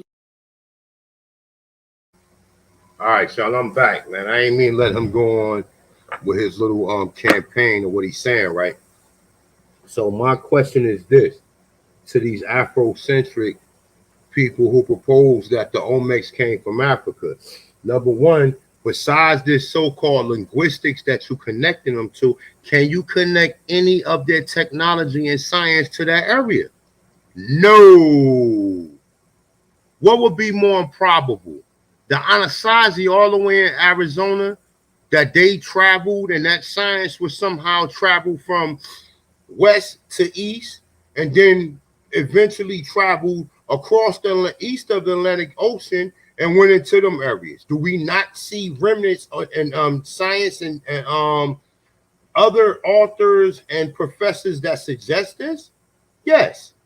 So to say that it was already black people in America when the Olmecs came here is like that Abu Carr story, right? Which that bullshit, nigga. No, we was already doing, because we don't see on that end of the Atlantic Ocean, we don't see none of these magnificent empires. None of them. We don't see none of them. We only see them here once they come here, or once you claim they came here, which that is coming from eugenics. That is a eugenics talking point, the out of Africa theory within itself. Because I got artifacts in certain documents that suggests that the people that's in Africa came from the Americas, emphatically. So when we get into that, we have to kind of agree to disagree on that, man, and provide the information and what we got. There's not no explanation you want to give me. If we've been in America for 11,500 years ago, when you talk about the Olmecs came here and taught us civilization, and we already see civilization already in America up into that part. And ain't no Europeans or no Mongols been here for no 6,000 fucking years. That doesn't make no goddamn sense.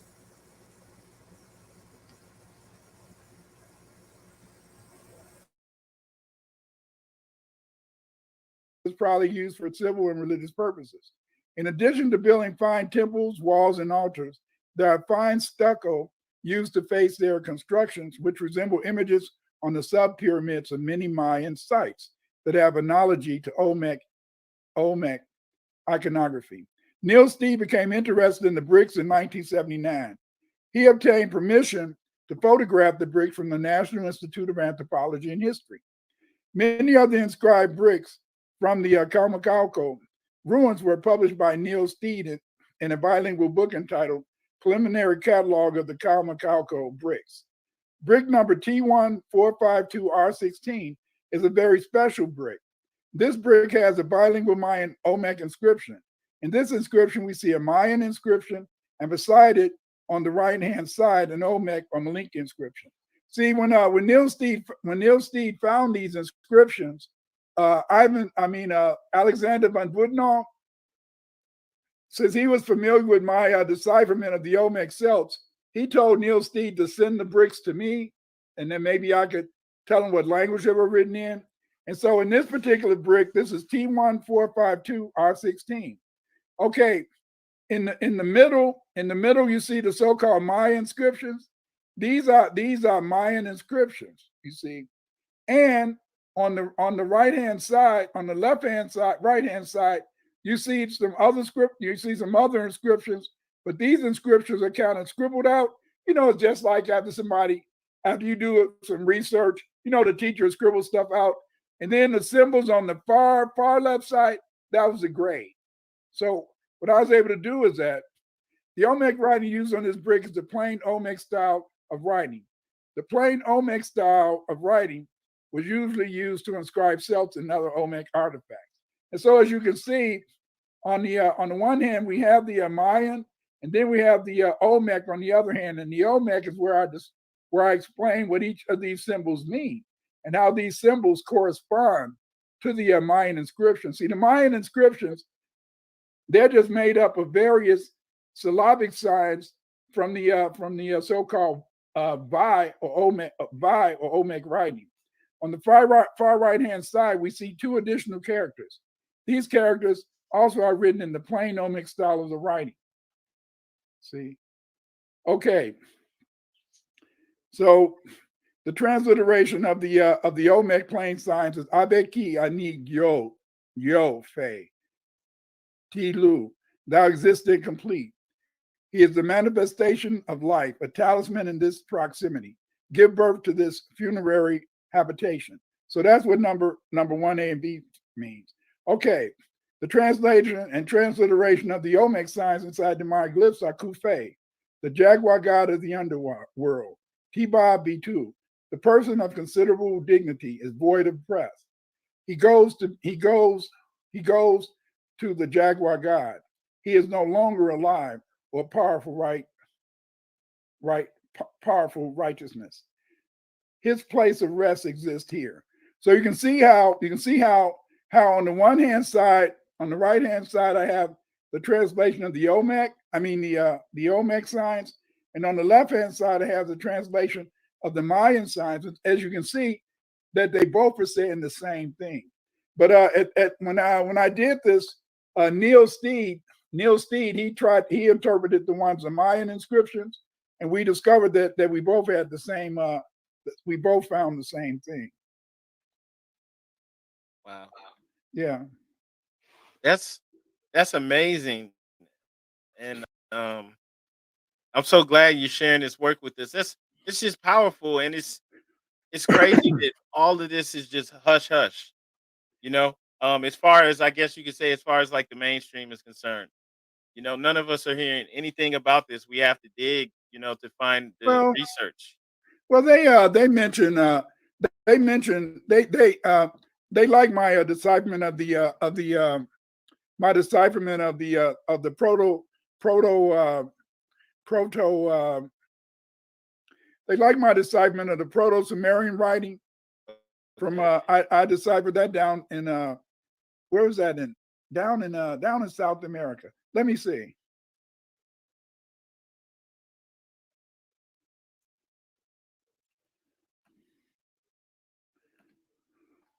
So you're saying there was pre-Sumerian, so it's older than cuneiform, and it was found in South America. Nah, Sumerian. You got to remember this is that it was the Anu people, the Twa people. They used cuneiform, but the Sumerians they had you know, they had in a sense they used in a script. They used Proto-Sumerian and cuneiform, but the cuneiform was basically the writing system used by the Anu. Okay. When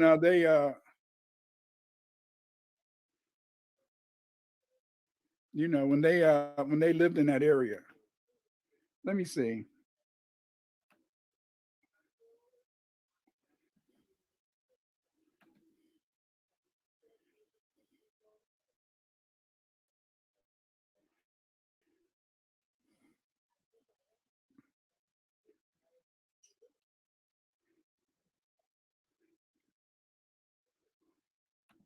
Okay, let me see. Let me share the screen again. Maybe, I don't know if this will work, but we'll see. Right.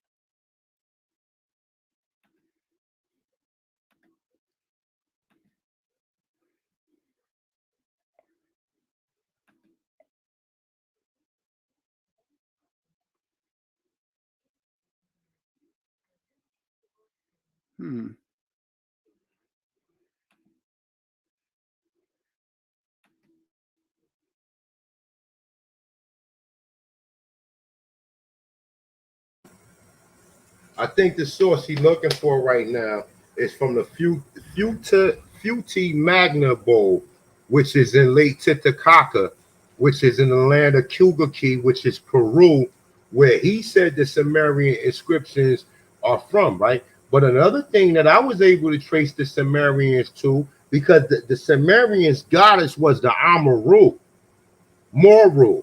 This was one of their goddesses. And just so happened that they are in Peru, right? And then when you get into the Amaru, you find out that the Lemurian god was Amaru too, which is connected to some people suggest the Sumerians came from Lemuria. They didn't come from no Middle East. They was already here. When you could see the migration from Peru, and then you start finding artifacts of the Anunnaki, because you said the Anunnaki and the Sumerians are the same fucking people, bro. You understand? Under the Father Crispic artifacts. So then you start seeing more artifacts of Sumerians that's found in Guatemala as well, and certain parts of Central America.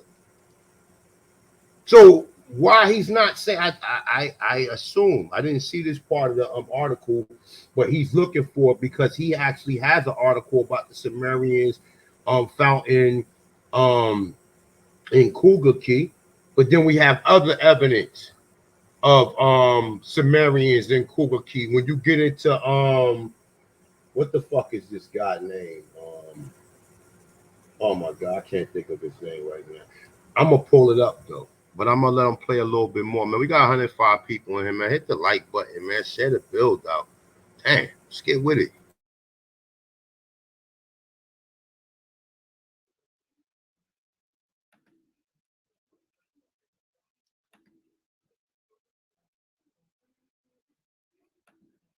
Can you see the screen?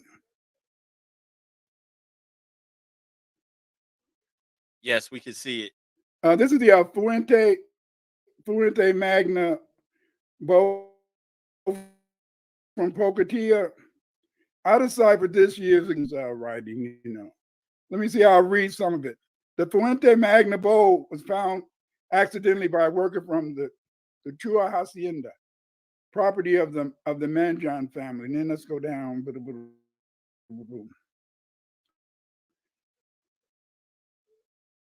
Okay, let's go down to the third paragraph. A controversy arose about the cuneiform script on the Fuente Magna. Come on.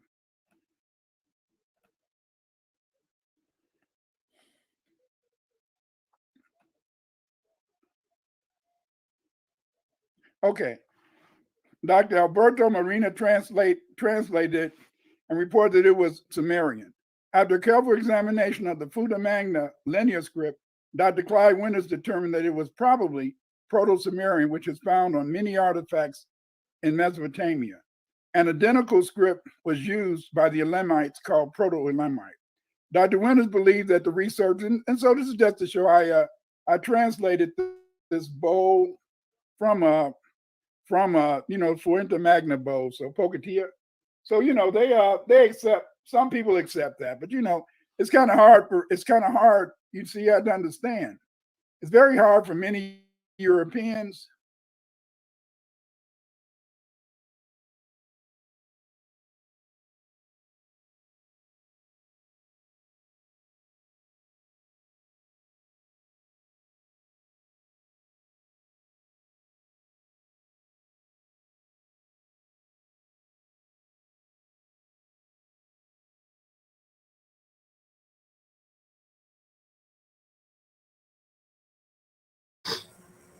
All right, so this is similar source, right? So check this out. Let me go back to my original screen. All right, right here, right? So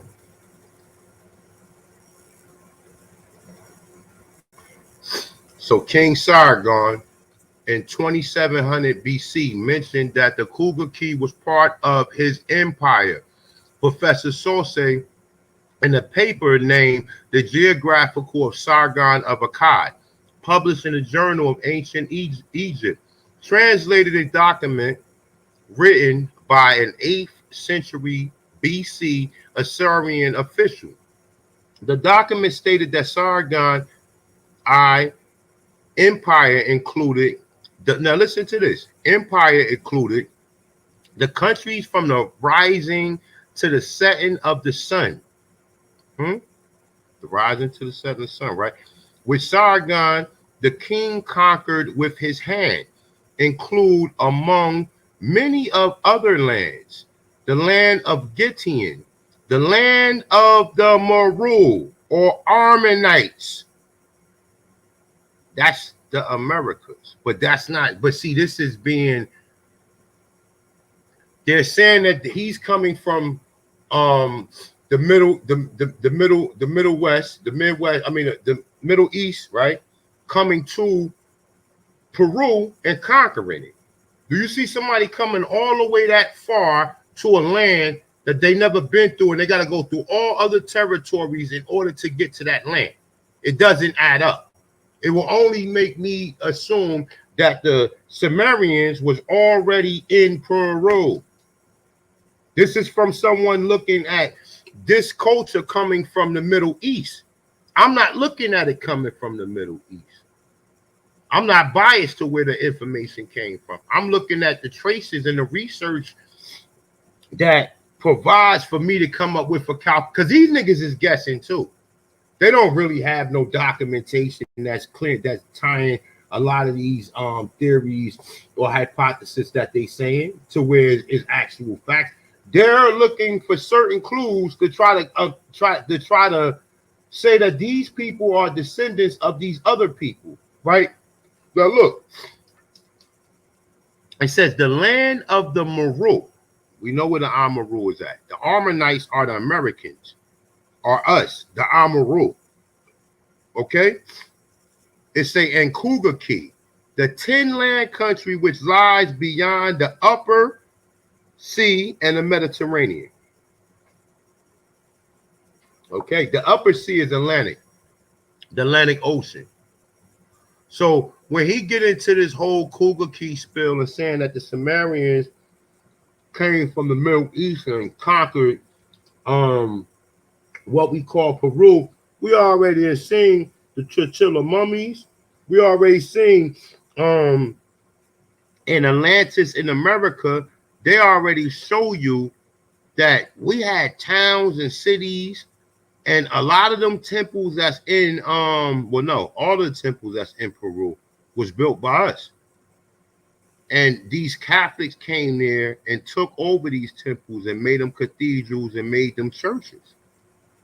So you have to do further analysis on that. You know, any of this information, like I said, some of Clyde Winter information I have observed, and I have cross-referenced certain material that he has presented. Not saying I agree with it entirely, though.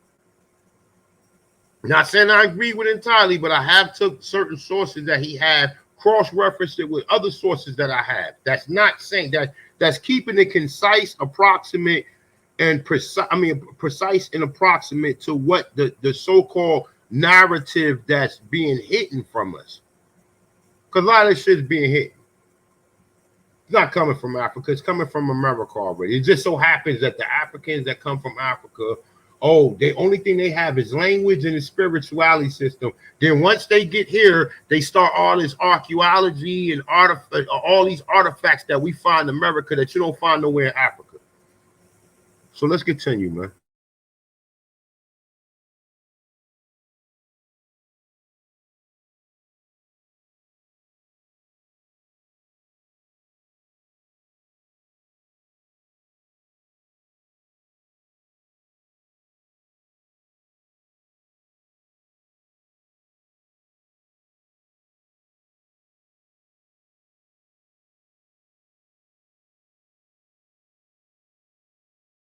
It's very hard for Europeans to really accept the fact that it's hard for Europeans to accept the fact that a brother can do stuff like this, you know, because see, it's scary to them.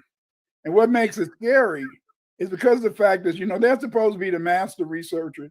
They're supposed to be the they're supposed to be know everything. So, but when I die, it'll be you know, those white people, they get together and somebody over there say that if Dr. Clyde Winter's translated, you know, deciphered the Sumerian scripture, Proto-Sumerian, and they'll mention my name, then they'll become the expert. You know, stuff like that. Who cares? You know. And one thing I would say about Dr. Clyde Winter is whether or not we agree or disagree on the origins coming from America or Africa, one thing he had to put his information under the test of scrutiny is by putting an African or what they call an African-centric face to a lot of these empires in America. Now, whether or not he said that they're African or not, he do actually say that they are people who look like us. And that's what a lot of these scholars didn't want to be presented. Because like I told y'all the other day, right? When they come, for some reason, right? When they come to the Americas and they come to so-called people or melanated people being in a lot of these lands, they never say that they are actually from this land. They always, no matter how many years they lived here, you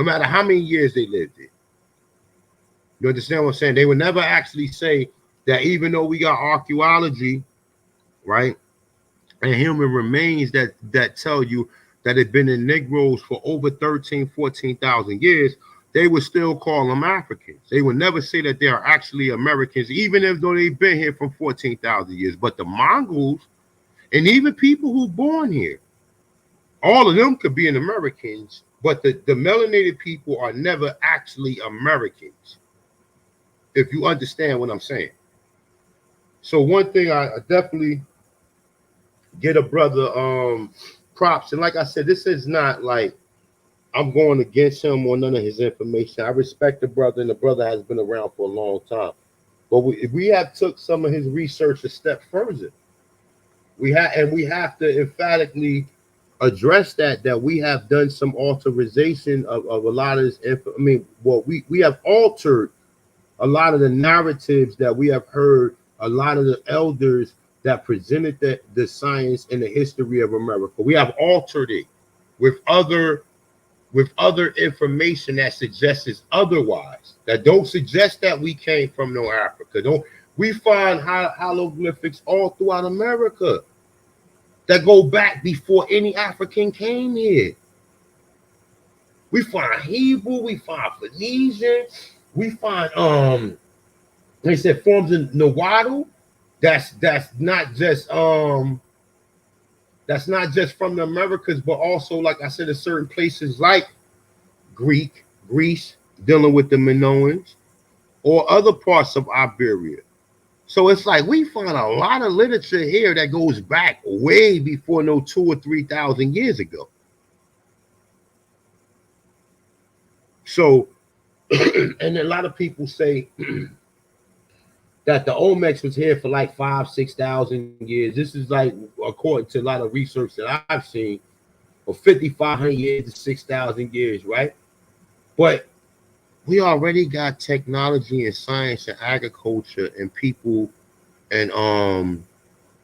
using tools and using methods of being industrious well before you claim that the Olmecs came here from Africa.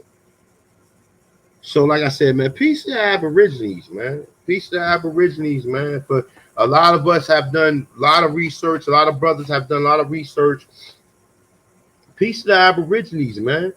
Because we even got other people who didn't agree with this shit talking about it.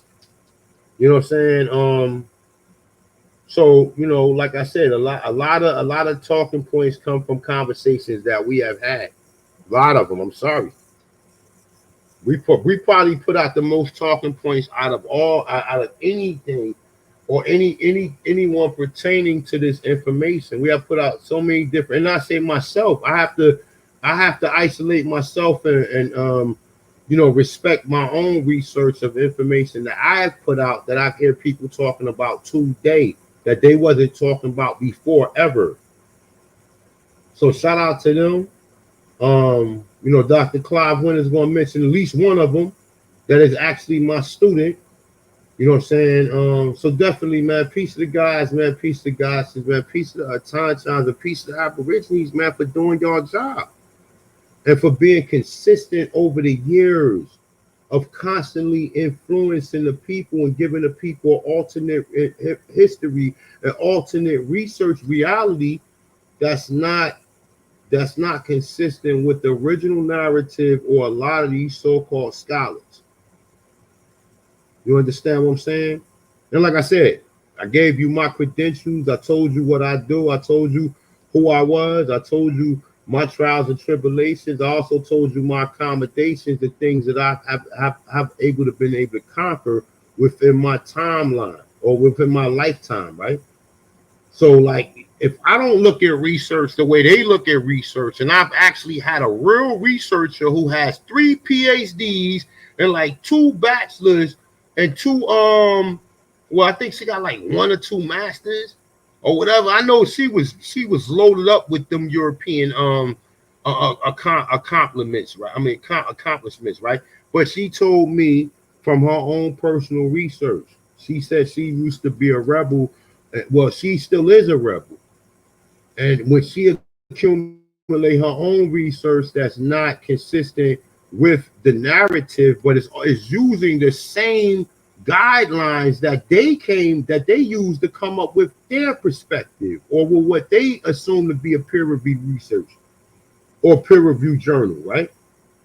My own teacher said when she seen that she was doing everything right She was using their methodology, and she kept finding alternative information that did not. And this is only dealing with dietitian and dealing with dietitian, right? Because I used to talk to her about me being like, I used to take a holistic naturopathic certification like every summer after the semester was over, or after the school year was over with, right? I used to take a holistic certification, which I got two from Dr. Alayla Africa, right? But when I started talking to her about that, she started to kind of like she started to kind of understand, like, nah, okay, you dealing with naturopathic and holistic holistic health, right? Then she started to really say, well, I was doing the same thing like 4 or 5 years ago, and I kept presenting articles where certain nutrients or certain produce or certain fruit or vegetable or herb was able to cure cancer, and she was being scrutinized. And she said she had to take a time off, and then when she came back as a professor for research 304 in the dietitian department at Montclair State University, she said she had to come in and just not even let them know that she has any alternative views that contradict what their original curriculum or narrative that they're trying to teach the kids. So she had this conversation with me. It was just me and her in the classroom. And once she told me that, I was like, yo. And it's like, one thing I can say about me, right? Once I started to really get research, and I started to really be how do I want to say it? Efficient or proficient, right? And dedicated, right, to doing the research. The L's put people in my, along my journey that helped me with other forms of understanding research and understanding a lot of this other information that we out here presenting. You understand what I'm saying? So, you got different people in this community. Yeah, my mother, my father, my mother's side and my father's side, they all both said they had Indian. But I was confused because I seen what a Mongoloid looked like, and I'm like, wait a minute, I've never seen none of these people in my family before. So now I'm just like everybody else. I had to kind of, how do I want to say, keep a mental note of that. And if I found any evidence along the way, then I will revisit that, which I had to revisit it. So me, myself, my people told us who we are, but they didn't like according to you have so you have two conflicting things. You got your family telling you one thing, and then you go into these institutions and they telling you another thing, and you holding these institutions over you holding them to a so-called high estate to where you disregarding what your family telling you. And you're not kind of saying, well, all right, well, I need to stick with what my family told me, but use the methods of their research in order to be able to derive the information to substantiate that I am an Atanchan of America. So no, I didn't have no family with no land or nothing. Well, my family did have land, but my aunt sold it. You understand what I'm saying? She sold it like in the 1990s. She sold like almost 600 acres that was in Georgia that was connected to my grandfather's land, which he had over 1,000 acres. So I didn't know about none of this. I learned through this about the Moors, about me coming back into learning history after I was out there, purveying narcotics, selling drugs, doing all this shit, and I disregarded education. And I didn't have time for education. When I finally sat down and I finally was able to sit still and concentrate and realize how important, at least knowing the education that they know. Not saying education is important so you can at least know their game. You need to know their education so you can know their game. Shout out to Joe Ali, say go get a good European education. Because his education, you're going to be able to sit back and say, okay, all right, I see that play right there. Oh, look at that play right there. You can see the play unfolding. Like you on the field and shit. And this is actually like some type of Madden practice assimilation, right? You can actually see the play unfolded through the historical evidence or dis-evidence that they out there presenting towards us. So, like I said, now my family, they sold their land. My grandmother on my mother's side, she grew up in the Backs of Terrace in Newark, New Jersey. Well, not grew up in the Backs of Terrace, but she lived in the Backs of Terrace before the Backs of Terrace was some pissy, crackhead, how do I want to say, you know what I'm saying, or area where all these crackheads and is drug infested. Before that, that shit was a regular white class or blue collar worker community. Regular people was living in the projects. And my other grandmother lived in Dayton Street. So it's like, you know, once you really get into this and you really understand, like, you know, I had to go back through Pan-Africanism, had to go back through Pan-Africans just so I can meet Moors. Because through Pan-Africanism, there was no Aborigines around. So where else am I going to find out about the people of America other than the Moors?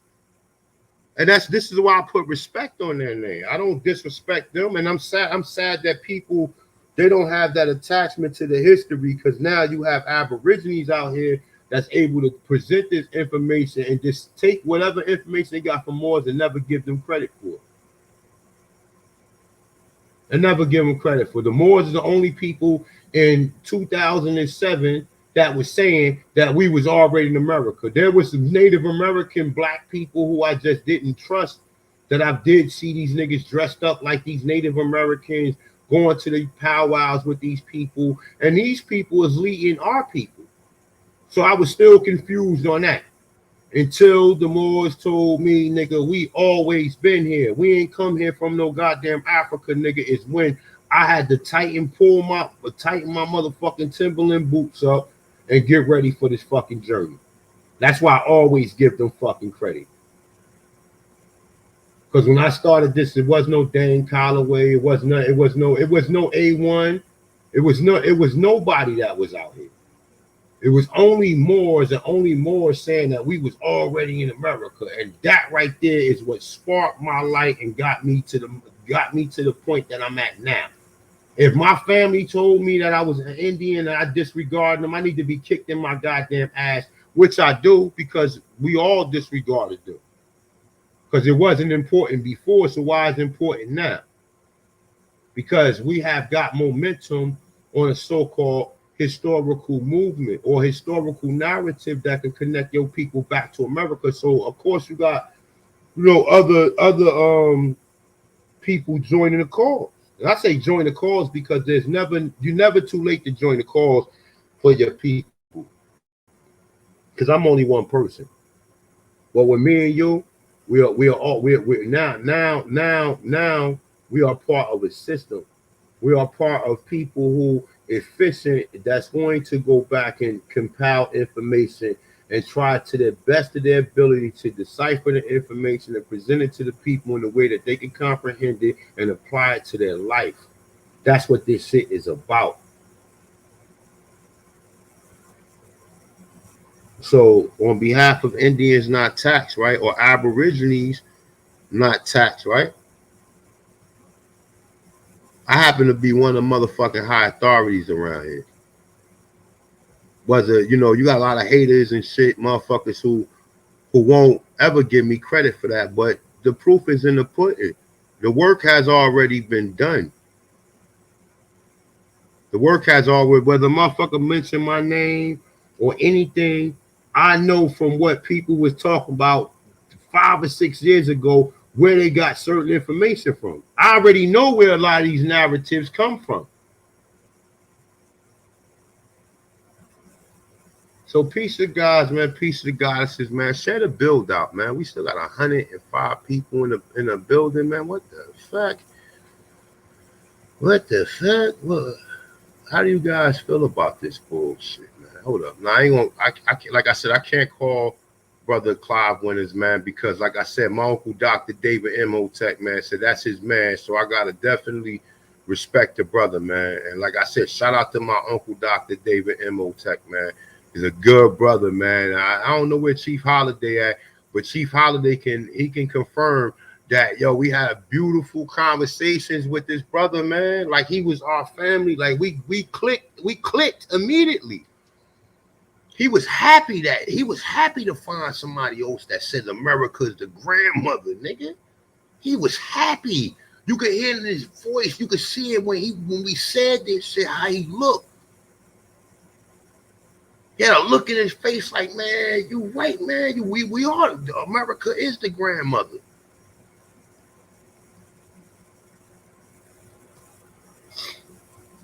So I just dropped the link, man. If anybody want to come through for a few, man. We've been rocking out for 2 hours, man. But we're gonna get back into some more Dr. Clyde winners, man. Peace to God. You know, white men always stealing stuff that we do. I mean, it's no different, you know. It's no different. They're always stealing stuff that we did. And so but I was able to read the Proto-Sumerian writing because of the fact that I found a relationship between the Malinke-Bambara language, the Tamil language, which is a Dravidian language, and the Sumerian language and the Elamite language. Okay, once I found that these writing systems were in a sense similar, then what I did is that I would look at the inscriptions, I would give the sign, the orthography, or I would give them the sound, and then I would look up the word in Tamil or Sumerian, and then I would be able to read the Proto-Sumerian writing or Indus Valley writing. But it was all based on my decipherment of the Olmec writing.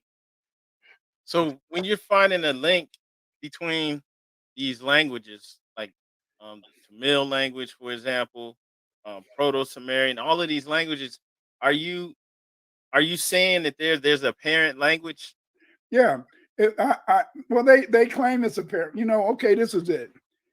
When you do comparative linguistic research, once you find in a sense that there's a relationship between languages, then they say that if languages are genetically related, then those languages must have come from the same mother language. So what you do is you invent. So what you do is that you compare the languages, and then you develop the proto language or the proto words. You know that when you compare all the words, and you get the proto language. But those are just made up languages. You know, I mean, you just make them up. But we don't really know what the mother language was. But we know in the sense that I can't reconstruct proto-Saharan. I can reconstruct the language. But the thing is, this is that you know, it's because of the fact that I find relationships. But that's comparative linguistics. See, the thing about comparative linguistics is that in most linguistic classes, if you go to university, I don't know. I haven't found a university yet that teaches comparative linguistics. So usually you have to learn comparative linguistics on your own. You know, you look at applied linguistics. I used to teach in an applied linguistic course at St. Xavier University, and this applied teaching in the bilingual program. So then I had to teach the students a basic linguistic course. But see, when you do comparative linguistics, I've written a book on comparative linguistics, and that people, in a sense, you know, you're in, you go to Amazon, and you can see my book where I explain how to decipher ancient.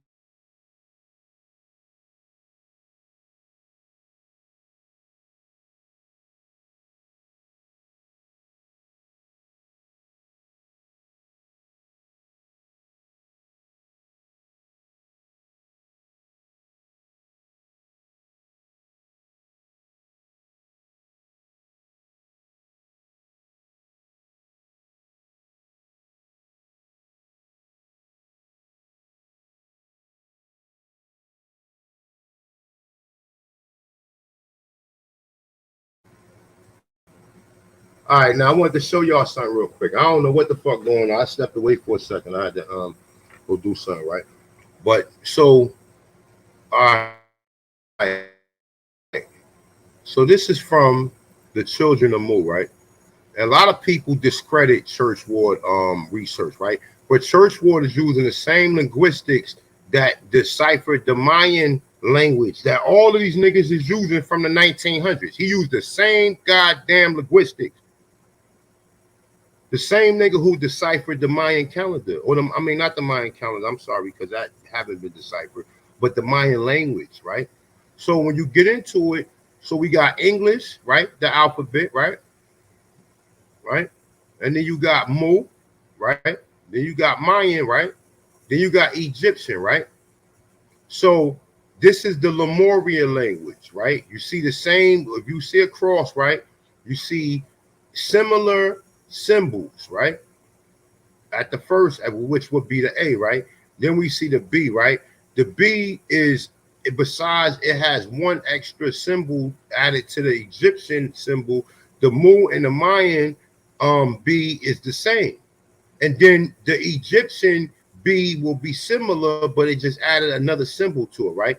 When we look at the C of the Mu and the Mayan language, it's identically. It's the same fucking symbols, right? And then we see one symbol that may be similar to one of the symbols right here. Not entirely similar, but may be similar, right? When we see the CH, we see a symbol that's similar to one of the symbols of the Mayans, right? But then we don't see the other symbols that go along with it. But then when we get to Egyptian, we see one of the Egyptian symbols similar to the Mayan symbol, right? When we get to the DZ, we see the symbol of the stairs, and like I guess this would be a reverse C, if you will, right? Right? We see the same symbols from Mu to Maya in these two diagrams, right? And then we see a similar symbol that's an Egyptian symbol that has the stair symbol, but it's reversed, and it also has one of the other symbols added to it, right? Then when we get to the E, right? We see for this, we see for Mu, we see they got for the E is one slash, and then it's two slashes over here, and then for the Mayans it's one slash, and then for Egyptians it's two slashes. Let me see if we still being heard, man. We good, right? Mic check, mic check. We still good, right? Press 1 if you guys can hear me. Press 2 if you can't.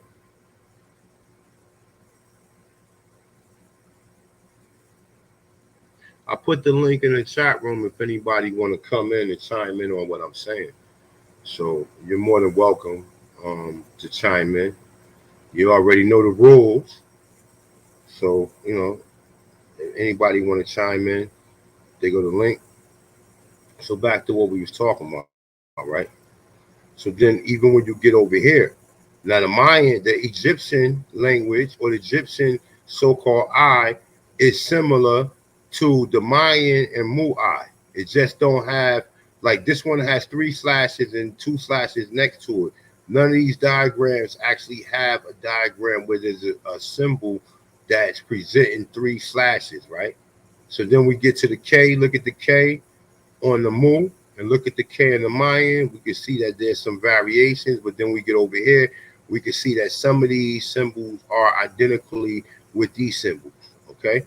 When we get to the L, look at the L, look at the L, look at the L over here, look at the M, right? The M is almost identically, okay? Look at the N, boom, right? And so forth, man. And we can see the similarities, right? And it say, like I said, if I go into the actual source and show you the actual person who deciphered the so-called deciphered, or he referenced the Lemuria, Maya, and Egyptian languages, right, is actually a linguistic, linguistics. I think I'm saying that right. Yeah. Someone who is proficient in linguistics, he actually deciphered, actually got 2 books or 2 certain PDFs. Well, no, 2 books, so they're actually books, right? On the deciphering of the Mayan numbering as well as the Mayan language. And this is the same motherfucker he used the source in his book. And all of these other people, and Dr. Clyde Winters is also using him as a source as well. So we know, like I said, from my understanding, and then we also got other information that's kind of vague, that doesn't fit into the narrative of any of this shit that any of these people are teaching. So no, I'm not a professor at none of these colleges, but I tell you one thing, I've been doing this shit for almost 9 years now, right? I might not have been doing it every year, every day, or studying it every day, but I've had multiple years or consistent years of me studying this shit for 364 days out of a year. I might not do it right now, but in the past I've studied something pertaining to Aboriginal culture or history at least every day for at least maybe 4 or 5 years. So I will, at that point in time, that I would say that I will have to be proficient in my observation according to what I'm seeing, and not allow someone to come in and change the narrative or change the understanding that I've able to been privy or or in the presence to be able to, see a lot of this documentation and be able to articulate it and put it in a form to where these videos is going to last forever. Whether they take my channel down or not, there's always people who I go to people's website and see my videos in their fucking on their web pages. And shout out to them, man, because I don't take nothing from that. You keeping the word alive. So definitely shout out to the brothers that actually does that. Okay. So let me see something else real quick, right? So that was that. Let me see. Let me go on this one real quick. Let me see if this one.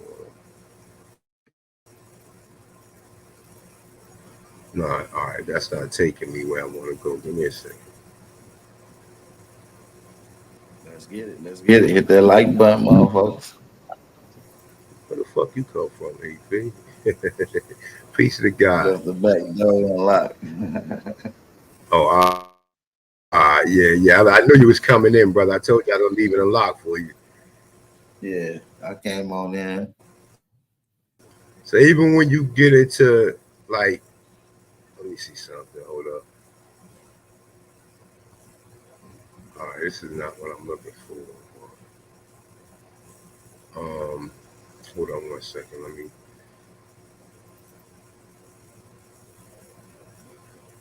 One of the narratives in Church War book, which a lot of people say, oh, this is some pseudo shit, but he got actual professors and researchers who agree with what he's saying. Only the people who have a narrative are going to disagree with what this brother's saying.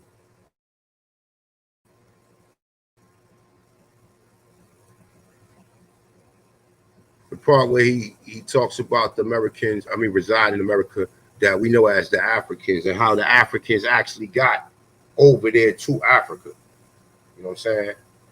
So, peace. We got Brother Chief Holiday up here, man. Chief, what's the word?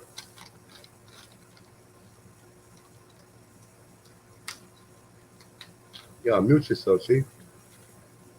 Ahanu, peace to God, man. How you doing, man? I see AP up here. Shout out to all American Aborigines. Yeah, I see you cooking, man. You see footage? You see the footage? Yeah. Say one more time. You heard what I said? I said, did you see the video? Did you see some claims that the brother said? Are you talking about Dr. Winters? Yes. I was in and out, so I missed some stuff. So, like, can you like give me the cliff notes of some of his claims? And peace to him. And man, I just found out about Uncle Dr. David Imhotep, man. Damn, rest in paradise to him, man. Classic interviews, man. If you guys seen the interviews that happened, man, we're gonna have to definitely do a recap on those, man. But we're gonna have to definitely do something for Dr. David Imhotep, man. Rest in paradise to him. told Real AP shit. to play the video because all of us is on the video when we interview him. So, you know what I'm saying? And like I said, we had some conversations. Huh? Don't trip. I got something special for some shit tonight, man. We're gonna do the Aboriginal sleepover tonight. So make sure y'all tap in. Aboriginal sleepover tonight. Come in. We all night with this shit tonight. We going live all night. Tap in. Anywhere around the globe, tap in the Aboriginal Power platform. We're gonna be doing it live all night. Playing live. We're gonna be live, dropping heat. Motherfuckers gonna be coming on. We got some old clips we're gonna be getting into. It's just gonna be a movie. So tap in. See, we had some good conversations with Dr. Like I said, we call him Uncle, man. We got a nice vibe from the brother, man. He wasn't combating, even though that we wasn't being aggressively combating, but we was combating, and then he was like, "Oh, these dudes already know the truth," and he felt like he could let his guard down because now he talking to people who he don't have to be just how do I want to say biased towards the out of America theory and just stick to the out of Africa theory. When we talk to him, you see the look in his face that he was like, yeah, America's the grandmother. Why would he tell us this? Because he was basing it off the evidence, keyword evidence. And of course, you know, he learned a lot and he really enjoyed himself because we talked about him being a nutritionist for the greatest of all time, Muhammad Ali. You know what I mean? So he told us some untold stories. He talked about him playing football in Nebraska, just all that, man. You know, it was just a dope 2 interviews that we did with the brother.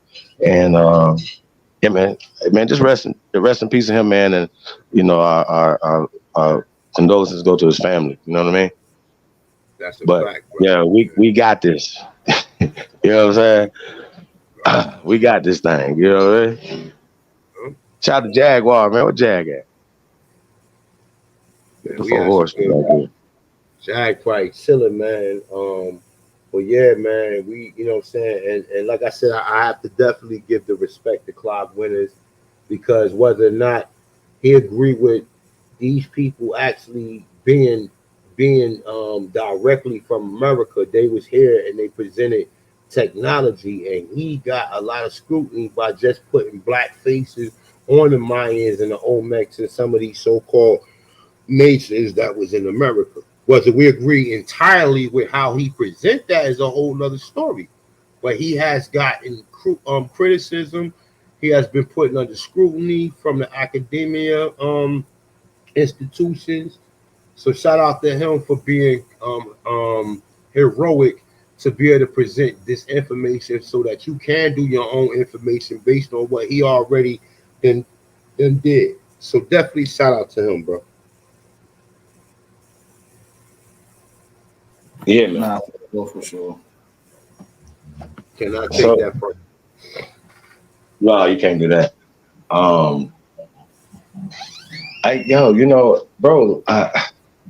Once again, when we talk about like evidence and providing evidence, right? I just keep asking the same questions. You know, how much more evidence and what evidence do we need to prove?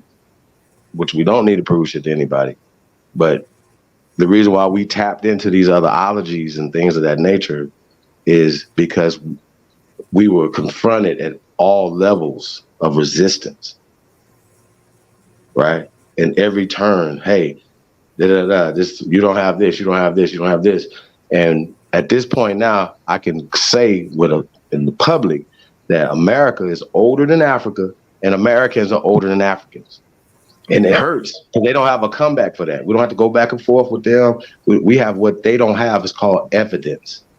And they want to spit in tubes. They want to write terminologies back in time.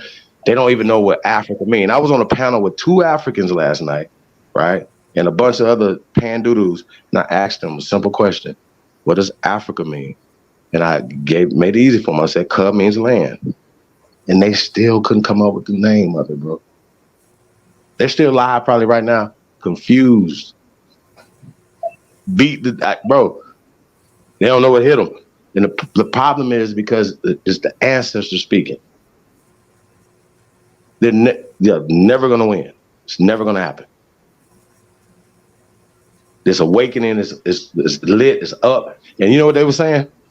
We on TikTok and all these youngsters, one of my partners changed. He was a Pan-African. He just recently changed to Aboriginal. It's like they under crisis. And I'm like, why y'all fighting us? We're not fighting y'all. We fighting the system. We fighting the people that's fighting us. You know what I'm saying? They got into the Racial Integrity Act, starts, that was only in Virginia. And I explained to them, if it was started in Virginia, in 1924, but as we know, it was adopted all over the country. Why is that so hard for them to understand? Through the vital statistics. And we're still being plagued by that now. But when we start tracing these things, this is directly tied to land theft, change of names, all of that. I want to hear a little clip from it. Let's get it. Let's go. Shit. That's what we do. I'm back outside, man. We hunting. Boy, we PhD hunting. What are we talking about? What's happening?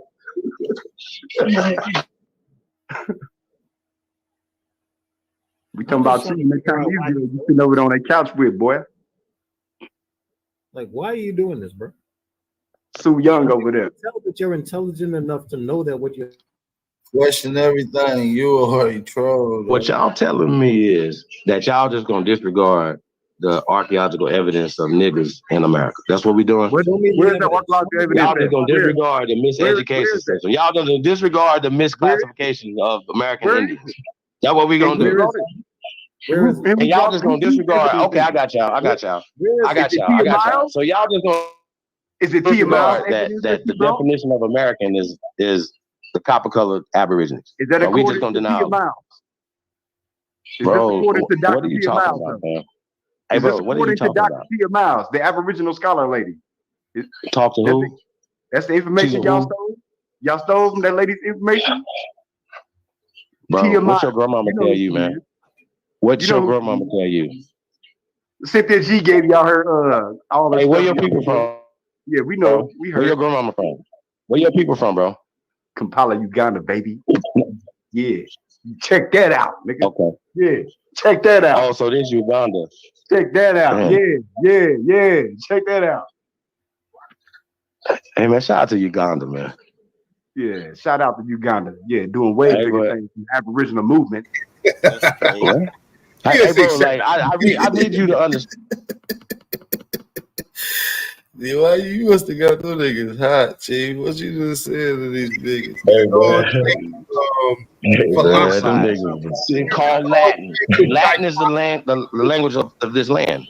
You understand that, right? It's the language of our law. It's the language of our law. Am I correct? Wait. So we were speaking different dialects of Latin before Spanish, before English, before French. You're saying Latin is the language. Hey, bro. So Sister Renee. So I'm never gonna be able to get nothing off over here. So I got my own channel. This is why I teach on my shit. So I don't have to come back over here.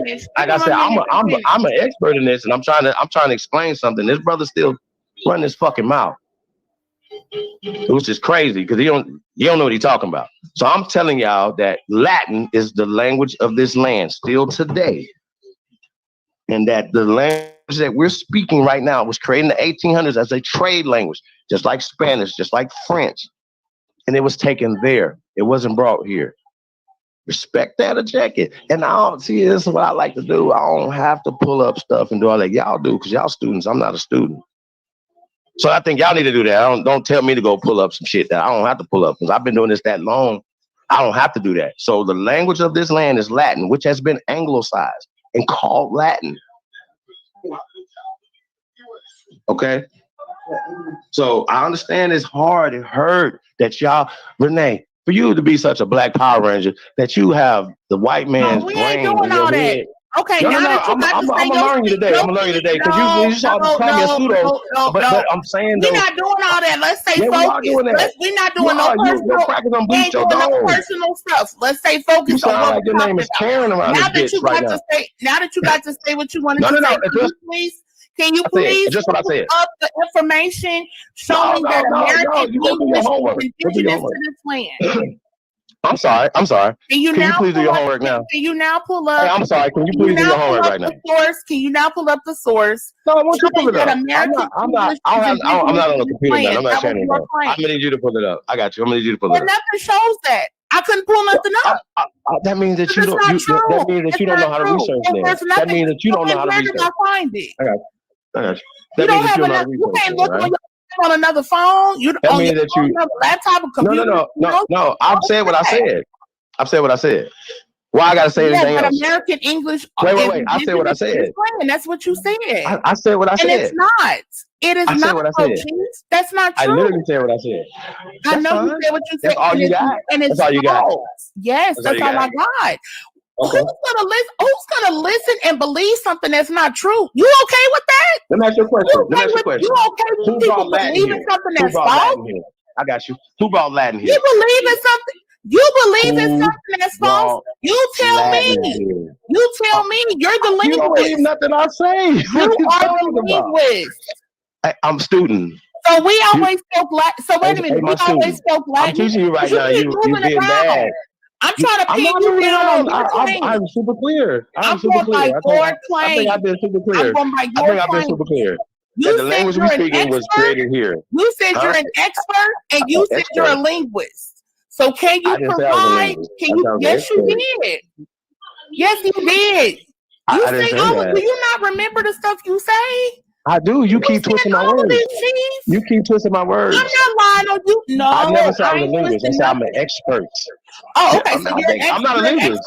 You're an expert on what? I do because I teach this. You're expert on what though? You ever taught that Latin is indigenous to America? You do understand it, right? I'm sorry, you do understand it, right? I'm the only person that teaches. What are you an expert on?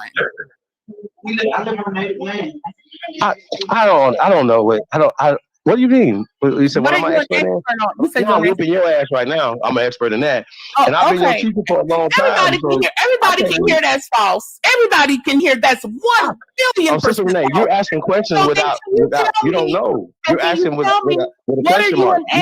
What are you an expert on then? What are you an expert on? You asked me a question there. I just told you that. I'm an expert in ancient American history. Anything America, matter of fact, this history in general, but America, this is my shit.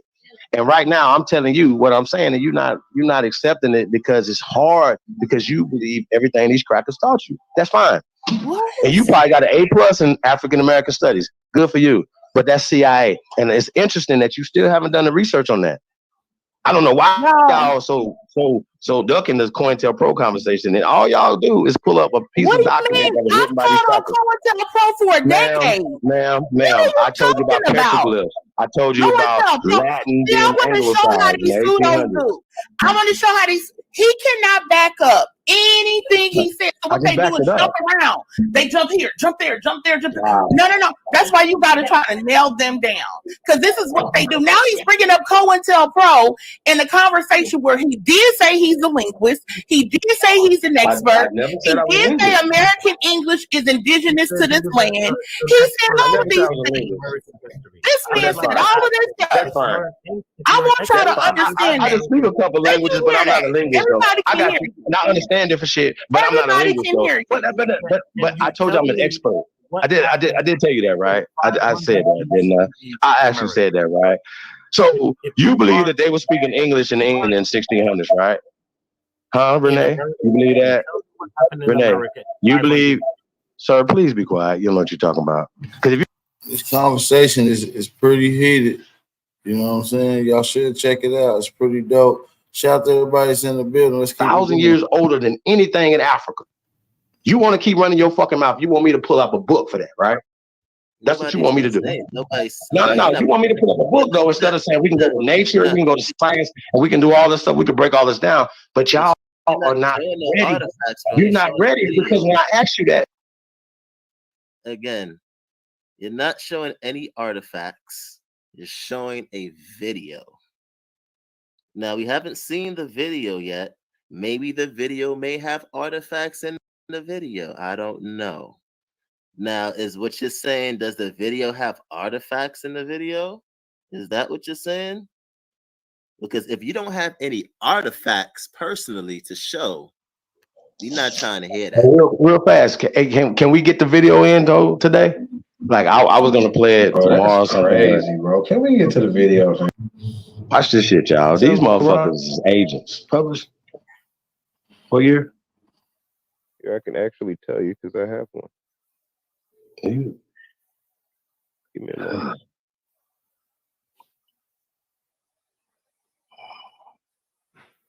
And since you have it, I think you need to pull it out where they said that at, sir. Now, I want to point some things out after this brother do this. I hate to do this to you, man. God damn. No. Before I do anything, I hate to do this to you, bro. I told you not to do this, man. We was here for our bloodline. You bring all this other shit to it. I got you, man. The only thing I've been fucking over more since '95.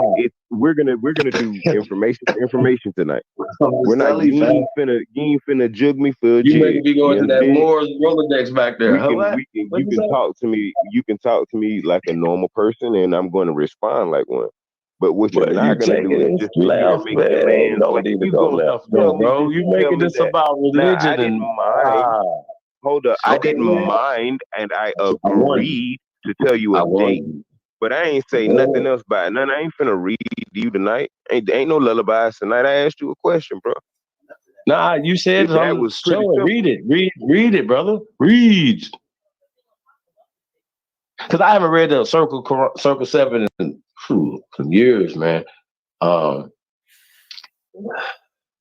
this is 1926. You know what I know. It's a 1926 print. 1926 print. Yeah. So is it the same? So you it was written by Noble Drew Ali, or after he had passed. When did he pass? Come on, bro. Like, what are we doing right now? Cherokee.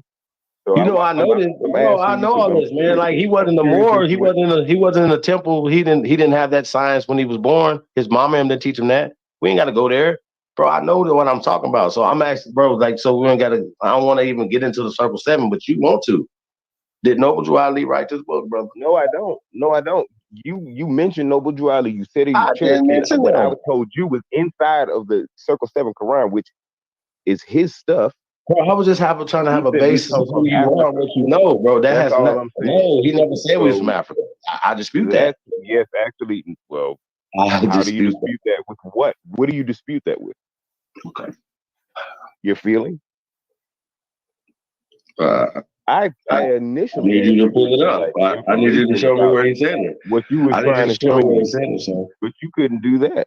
You can't do that. So now I'm confused completely because I don't know what. I'm not arguing this. This is not even my argument. You do understand this, right? Preaching. I actually don't even care if he talked. You initially said that you got this savior thing going on. I absolutely don't care that he didn't, but I absolutely don't care because his mama didn't teach him that.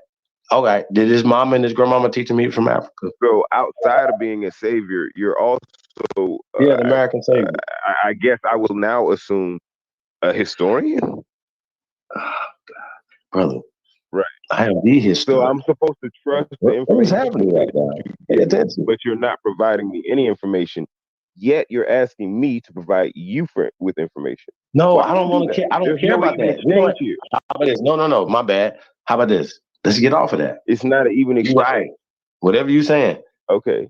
Cool. No, even though this, I don't have to debate that. It doesn't matter. I'm not debating. Well, no, you ain't gonna make me shit, sir.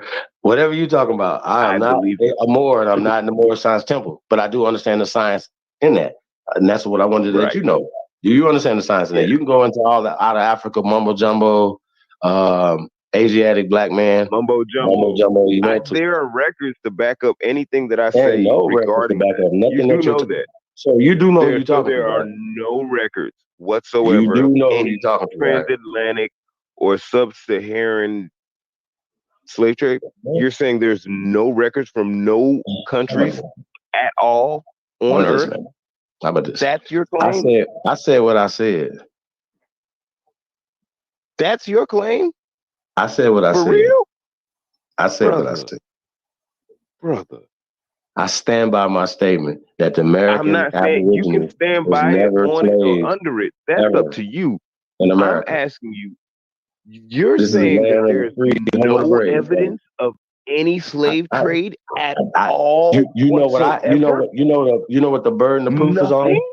That y'all got to prove, bro. Matter of fact, brother, since you want Bro, to be, you can Google it.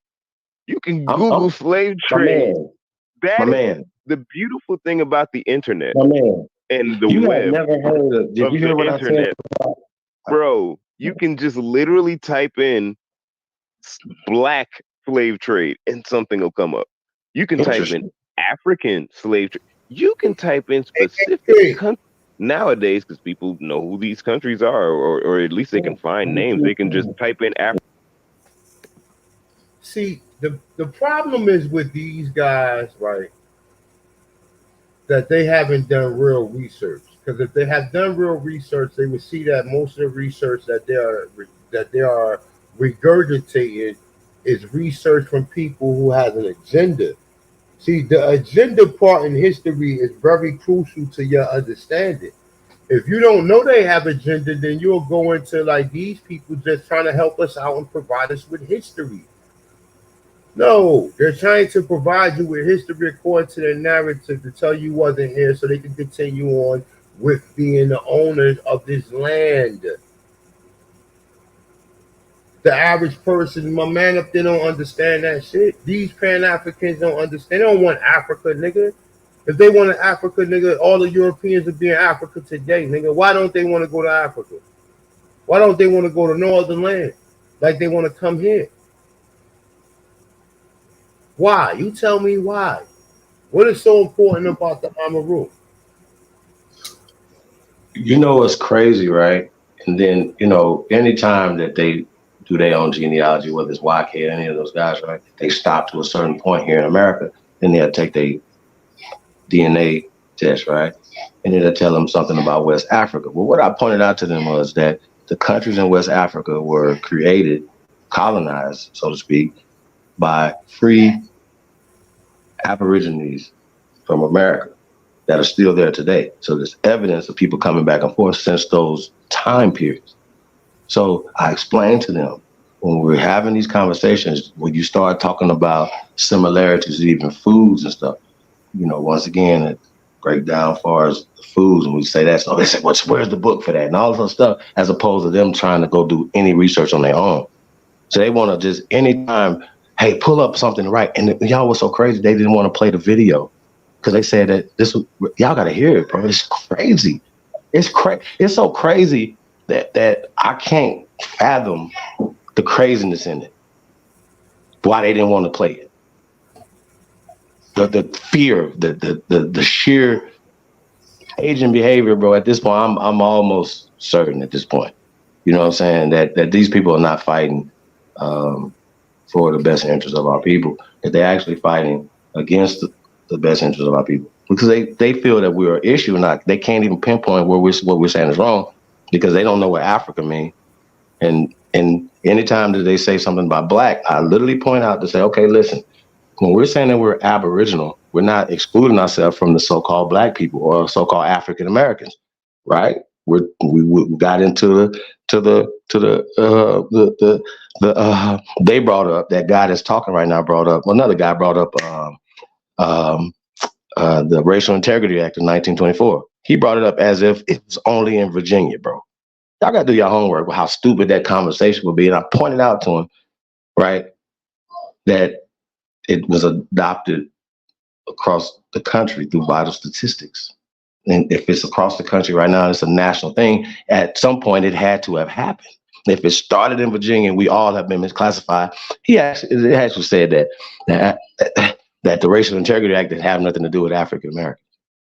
And it's actually a thing that he was old enough, Whitebeard, that was old enough to know when that classification happened to us in the late 80s, and then forced and start propagandized through the 90s into the 2000s. What are we talking about? And so we pointing out, and I actually told them about open society, right? Taking a contract in 91. They didn't want to pull none of that stuff up.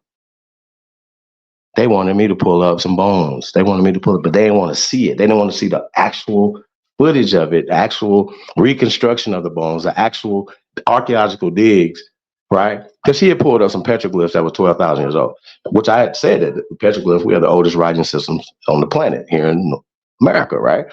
But what she don't know is that we have older writings even older than 12,000 years, Renee. So this stuff is hidden. It's not published. These people are hiding the pyramids here in America. They're hiding the oldest mummies, mummification here in America. And so that's why, like I said, that's why we do this work. That's why we tap into the ologies, all the ologies, to cover every base so there won't be no doubt who we are. Now they got this fantastic mumbo jumbo called genealogical DNA testing, right? Which they also get confused with paternity tests and everything else. So once again, bro, like these niggas is slow and at best and agents at worst, period. Now stand by that and there's nothing they can say, and they're never gonna be able to get past this. And they're on the wrong side of history, and history will recognize them as being agents. I just gotta stand on that. And they just gotta keep calling us abos, which we know that's a derogatory term that their paymasters created to take us away from our power. So once again, we were representing the consciousness of Americans, the first Americans of this land, the culture, the heart, the foundation of this land. So there's no doubt about that, and everybody know this. No doubt. Real shit. So it could have been 100 niggas on that panel, another 100 in the chat room. They can't fuck with me by myself. But imagine all of them. You see what I'm saying? So nah, bro. Like, nah, that shit's weird to me. And always talking over somebody, because that was their strategy, to talk. Every time I said something, they was talking. The African guys are so disrespectful, bro. I was trying not to be disrespectful to, you know what I mean? Because I don't want to project that, because I'm only specifically talking to him and not Uganda. Y'all follow me? and we got brothers and sisters that are on the continent that rock with us. And I was just telling them, we had a brother on there from Botswana the other day. Shout out to Furio, man. You know what I'm saying? Like, come on, fam. Like, we don't hate nobody. Excuse me, bro. What's going on? Yeah. Yeah, man. We're not trying to, we're not fighting against them. So they're fighting us. And then they take it as when we're defending ourselves and we coming for them because they're being disrespectful to our ancestors that they driving over. Chief, you know that's influence, right? But niggas is influenced by a lot of whole shit. Yeah. But they mad that the rise of the awakening of the Aborigines is uncontrollable. This wildfire is lit. It's over. Them youngsters is not listening to no bullshit no more. The elders, the ancestors is waking up in them. They're not listening to the motherfucker that's gonna tell them some bullshit. Think about it. You like, bro, I don't believe shit. So if I can't prove it, I ain't speaking on it. So motherfucker come from me, I've never been debunked. Ever. I second that.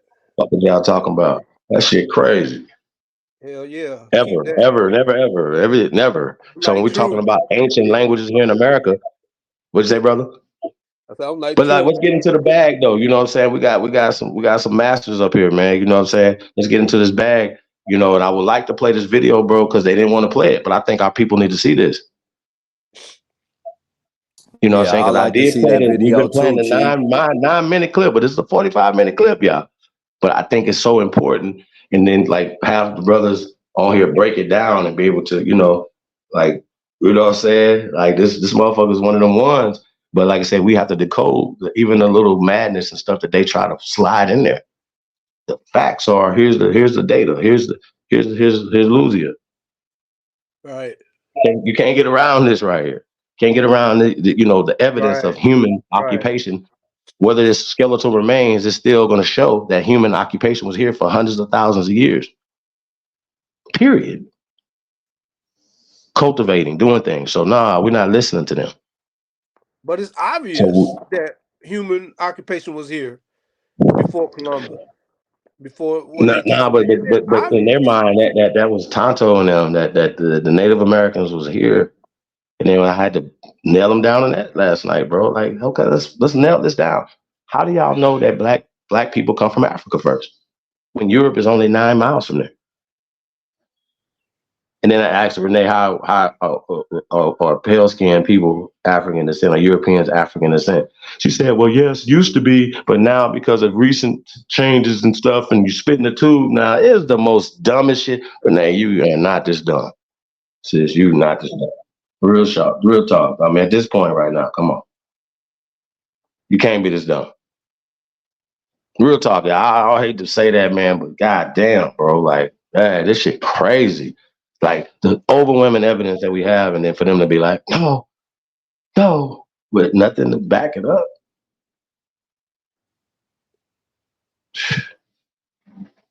It's amazing to me. Y'all. How many miles is Europe to from West Africa? Sir, I said that Spain is 9 miles from North Africa.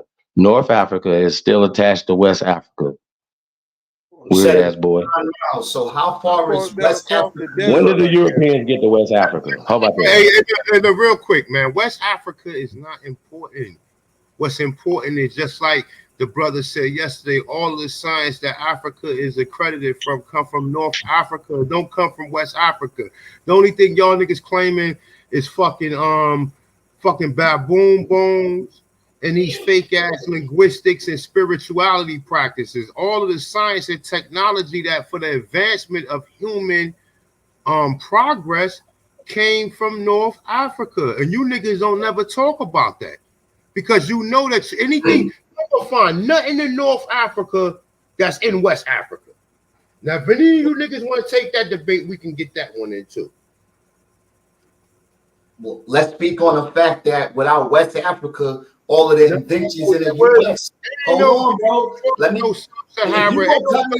Bro, you ain't speak one time when Supreme was talking. So I know you know how to hold your composure, brother. Hold up, you said because that's my brother and that. My brother, okay, all right. So let me just mute up. You on the other case, you are a reoccurring Pan-African loser.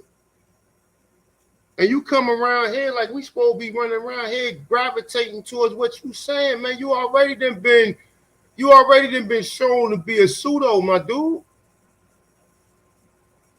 See, these debates don't just, put you niggas on notice or whatever, or challenge the information. Once the information is challenged, it shows individuals such as yourself to be a pseudo. You are a pseudo. And the rest of these niggas who take L's over here are a pseudo as well. Real fast, we can't let them distract from the bill, though. So here's the thing, right? They say that it needs to be written down, but then if you give them something written down, then they're gonna scrutinize it. Come from a white source or from this university, but that's the bar that we have to jump for them, right? We have to. So this video, it's in the back chat right now, right? But here's the problem: they can't get around. And we have taken this science further, because we didn't just look and say, "Oh yeah, that's it." No. We look more into this. Some of us was teaching about Luzia and Naya before this video. Well, hold on. Y'all get the point. Hold on. I've got one article that will debunk everything you're saying, bro. Okay. So for the record, do you work for the CIA, sir? Do you work for the CIA? Are you a COINTELPRO agent? Okay, so why do you continue pulling out COINTELPRO data? Like y'all niggas is scary. What the fuck? Scared of what, bro? Anything that you pull out, I promise you, you're gonna debunk. Let me just mute up, bro. Y'all niggas is scary. Yeah, matter of fact, you can leave. We're here to build. We're not here to talk to a youngster that don't know what the fuck he talking about. You a lost ass nigga. You've been coming to this channel, YK? No, this nigga is a lost nigga. Shay One and this other niggas, these niggas is lost puppies running around this bitch. Shut y'all goofy asses up, nigga. And hey, listen, what y'all should do is continue to keep only listen. What y'all should do. Hold on, if you stand on the truth, you should not be afraid to hear the next man talk. If I can mute up, okay, talk, but don't put up talk. Come on, talk. If you're wrong, now we're gonna tell you're wrong. Talk. What you talking about? You telling us who we are, and our ancestors told us who we are. We have evidence. And then no. Listen, sir. If you cannot, once again, We have the archaeological evidence of niggas here, our ancestors in the ground here. We have oral tradition. We have actual records of land ownership before pale skins were even in the South. That's a fact. So we own more land in the 1900s. No. We ain't about to do nothing that you talking about, youngster. We're not about to do nothing that you talking about. We're not about to do nothing. We're about to listen to none of that. We're gonna get into this video, and then I want you to sit back and take notes, and then after the video, then you can talk. Then you can say what you want to say. But until then, bro, we're gonna teach. We're gonna do what we gotta do. We don't actually need y'all to be in this. We don't need y'all to be in this discussion right now. Oh, we're gonna cook today. We're gonna build. I got you, bro. This ain't a debate. We're not debating over here today. Why are you so afraid? Let me ask you that question, bro. Why y'all niggas Bro, you don't have no question for me. You have no question for me. Trust me. I don't got a question for you. All I'm saying is, it seemed like y'all afraid, bro. Bro, we let you niggas come on, bro. How many debates have you had? How many debates have you had? You just had a debate. But you just lost again. Let me tell you why. Let me tell you why I say that. Let me tell you why I say that, bro. Let me tell you why. One mic, motherfucker. Don't you hear me saying this, nigga? You know what panel you on, nigga? Yeah, all right, sayonara, nigga. Nigga, you hear me saying one motherfucking mic, nigga, you still talking over me. That shit at that time is done, man. You know, I'm letting it. If somebody have a contention with an individual, I'm letting y'all say what y'all say. I'm not interrupting you. And if I do, it's only to interject on what you're saying. But like if I say one mic, brother, one mic means one mic. Let's be respectful, man. We all adults up here. Niggas got children. Niggas could fill out a W-4, W-2 form, or you know how to incorporate a motherfucking business. So like, come on, man. Let's be reasonable and civilized individuals, my dude. We know some of these Pan-Africans are not civilized because they are getting irritated with the shit that we coming out as truth. So of course they irritated, man. We feel for y'all, man. We've been trying to tell y'all, we've been trying to help y'all the other way, but now we gotta give y'all niggas tough love, nigga, and we have to show and prove. And if you niggas, huh? We prove true. And I was gonna ask you, why do you motherfuckers run when you get real with them? I don't know, man. I mean, I can have a civil, cordial conversation, but when you're talking and they're talking over you, as you guys, if y'all can see the shit. It was crazy. They don't want the people to get the information. He wants to come over here. He don't want this information to get out. They have a job to do, y'all. We have to know this. If they spent years and billions of dollars to bury our history, right? You don't think that they're going to fight hard to stop us from getting this information out? They're going to fight hard as hell. We don't have to fight. There's nothing to fight. Once again, shout out to Sister Bethy, shout out to the Waya Nation. When we talk about action, suing for reparations is action, not talking, having meetings about it, right? The fighting. And you would think that these pandoodles would say, hey, that's a great idea. Let's get behind that. Because if they would have thought about it, we would have got behind them. Right. They were for the miseducation. Look, you could they reporting us to these organizations. I don't give a fuck who you report us to, nigga. This is natural law. We have a right to identify and a right to claim our ancestors. I don't give a fuck who you tell. You go tell. What is that according to, brother? Say what? Well, you said that we have these rights, but that's according to the creator. The create. A lot of this stuff you see that's implemented in law is not according to the Most High rules, right? So you know you got man dictating where other man can stand at, other man how he can defend himself and what methods of defense he can use, and how can he provide so-called resources for his family. That shit doesn't abide to us, and you niggas can call whoever the fuck you want to call or whatever. At the end of the day, I'm gonna show them from their superiors that we got the backing of their superiors to do everything that we fucking doing, and the Most High. So these niggas don't even knowing that they got Indian in their family. These niggas are not even smart enough to realize. Well, wait a minute, man. I don't have white people, not Indian. So exclude Europeans If you have any white people in your family, exclude them, please. Okay, and the only way they're Indians because they mix with us. Now, according to the Mongols, that everybody's saying, because when you look at the Cherokee nations, they have white people, some are Mongols, and these niggas are saying they had the freemen. But we never find none of these people in none of the areas where the freemen or Negroes was enslaved at.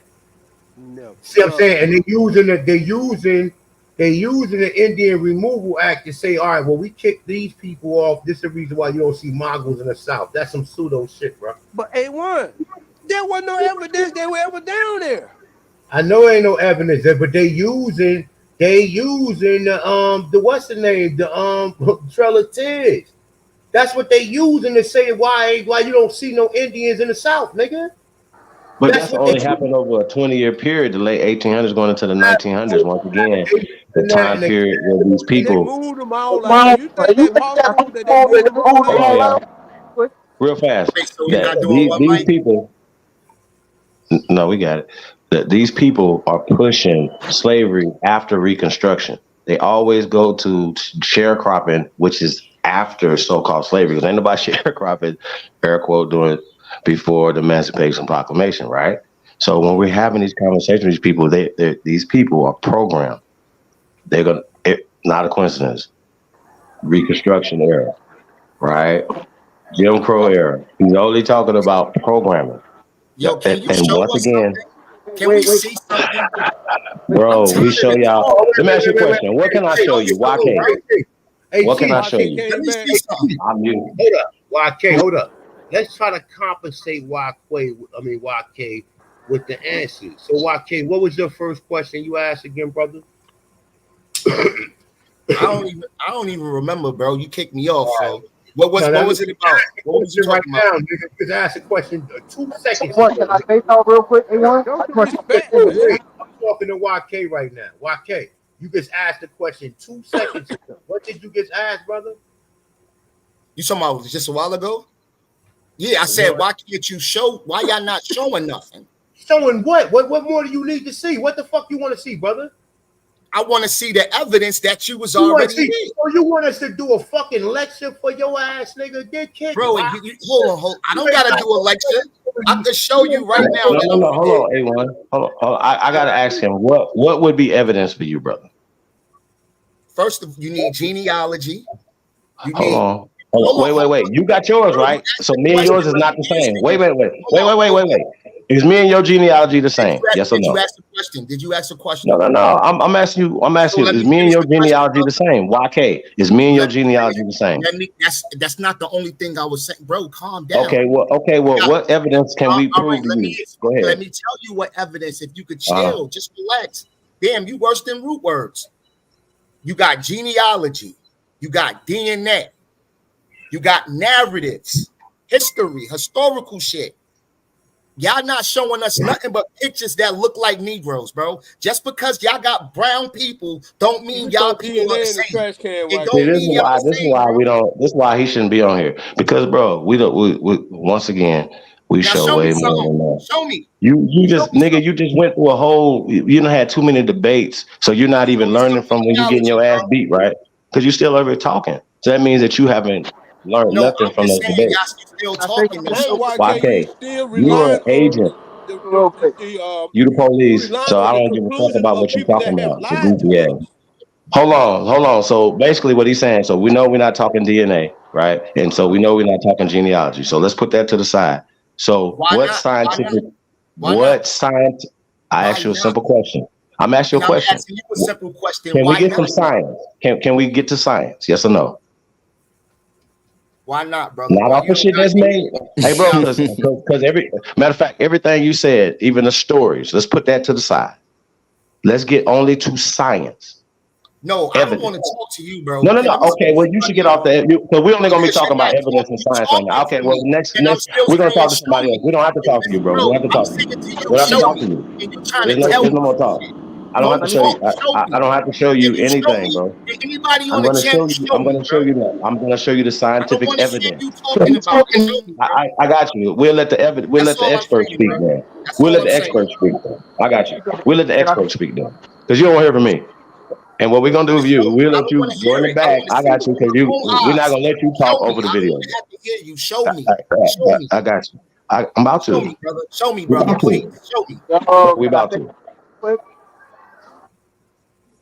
Hey, A1. Hey, can we please get this video in, y'all? We're gonna break this thing down for these people. Exactly. But Nothing to show, bro. I'm out. Talk. Keep talking. Keep hey, talking. bro, That's we all don't. I have to do is Hey, talk. YK, go write polite a letter, sir. Hold on. Can I say something real quick? Who's speaking? It's Go ahead, shots up. Shop. Go ahead, bro. Who is that? Say something to you, A1, because you said we don't see like the Mongol Indians Oh, in the man. that, right? I was watching a video on YouTube, and the PD Indians are down there. Now, the reason you don't see them because the lady said that you really wouldn't know that they Indians because they dress like Americanized. They only meet like certain times when they have like their rituals. Oh, It's the that's same. bullshit. Hold on, let me land. It's the same thing in Chicago. The Chicago Indians say that people mistaken them for Mexicans a lot because they don't do like tribal things. They don't wear the clothes. So that's why it's not so much that we don't see them. It's just they're not standing out like they would. That's what they say. It's an And that's identity theft, brother. Bro, you came and said Identity something theft. that was so stupid. not coming God from That's me. the damn, y'all dumbest need to shit. stop making Hold on. That's the excuses for dumbest everything, man. conversation I ever heard this morning, bro. Like, this is crazy. And I heard some dumb ones, but that's Hold the on. dumbest one. Mute Wait, your mic, bro. hold on. What does that matter? I'm trying to tell you. No. You already landed your plane. Mute your mic. Let me respond to Can you. y'all want to see some scientific evidence? I don't want Bro, to hear have you ever nobody read and the talk book about of they wearing National suits and Eagle? shit. Hold You on, Chief. weird. Hold on, Chief. I'm not Bro, it's fully nothing that you gotta say. You just said some dumb shit. Didn't. What I'm trying to tell you is these people are speaking for themselves. These people in these areas that y'all saying don't Bro, exist. they don't speak for us. These We people are not predate in the. them, bro. They They are mix with not in the Germans. area history put Bro. them in. What is you talking about? They're They're not not speaking in the for us. area history put them in. Here's a yours. You're not. Hold on, y'all. Hold on. Once again, we have evidence. I want to show it. I don't want to talk. I think we Nobody got said. enough. Bro, there's nothing that y'all gonna go in the back when we playing this video. Let somebody So else it don't talk matter though. what y'all talking about, bro. It don't even matter. We're gonna let the people see this that need to see this. We don't care about what y'all talking about. I bet that's the problem. That's why your information fucked up. 'Cause you don't There's care. nothing that you can tell me that matters at this point. Period. Bro, you talking to a motherfucker been doing this longer than you was born. And you've been lying since before I was born. You've been lying before I was Listen though. That's not what the streets say. That's not what the stats say. That's not what history says, sir. into the streets. You're on YouTube. You're not a That's street not what nigga. that say. You on the wrong side of history, bro. You shitting on your ancestors, but you can't come over and shitting on ours, though. That's why we push back the way we push back. No But I evidence want to that get those into people have the been in y'all the don't. Hey, area. listen, you and YK and everybody else don't listen to us, but y'all listen to the experts, right? The scientists, right? The You're a archaeologists, liar. right? So you a liar. Why Huh? would I listen? No, the people y'all You a listen liar. to are Why would I liars. listen to you? What am I lying about? On YouTube all day long, every day. People You that you taught you lie, in the first, second, you third, lie. fourth, fifth, I'm not seventh on YouTube grade every day all day. lied to you, bro. All right, man. We got the So I video. want lied to to ask you a you. simple You need to question. let that shit go. Let's mute up, everybody. We about to play the video. Let's get it.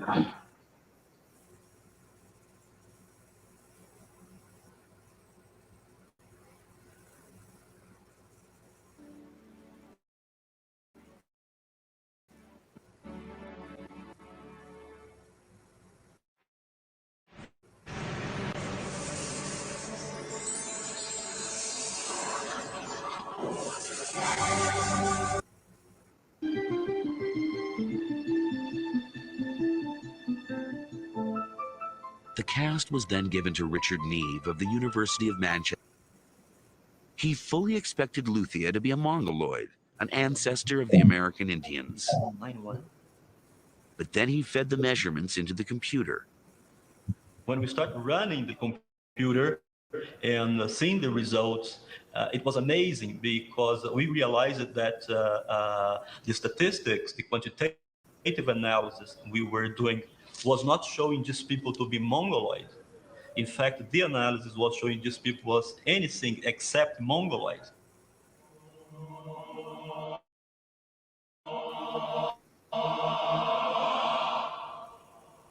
So who was Luzia? And where did she come from?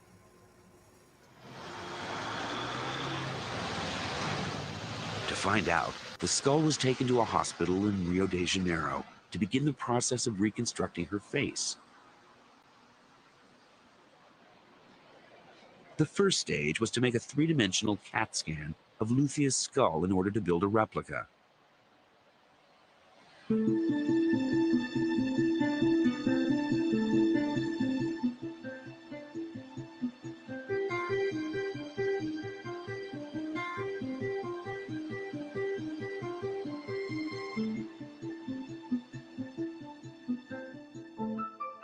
The cast was then given to Richard Neve of the University of Manchester in England, one of the world's leading forensic artists, to recreate her features.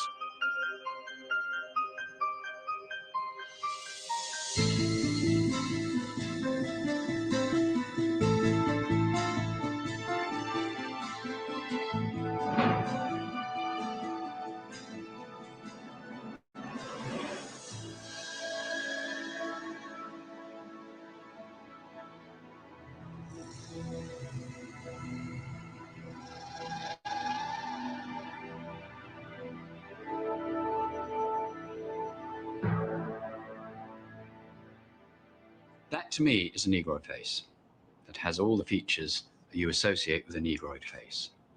The proportions of the face, it doesn't say anything about it being a Mongoloid.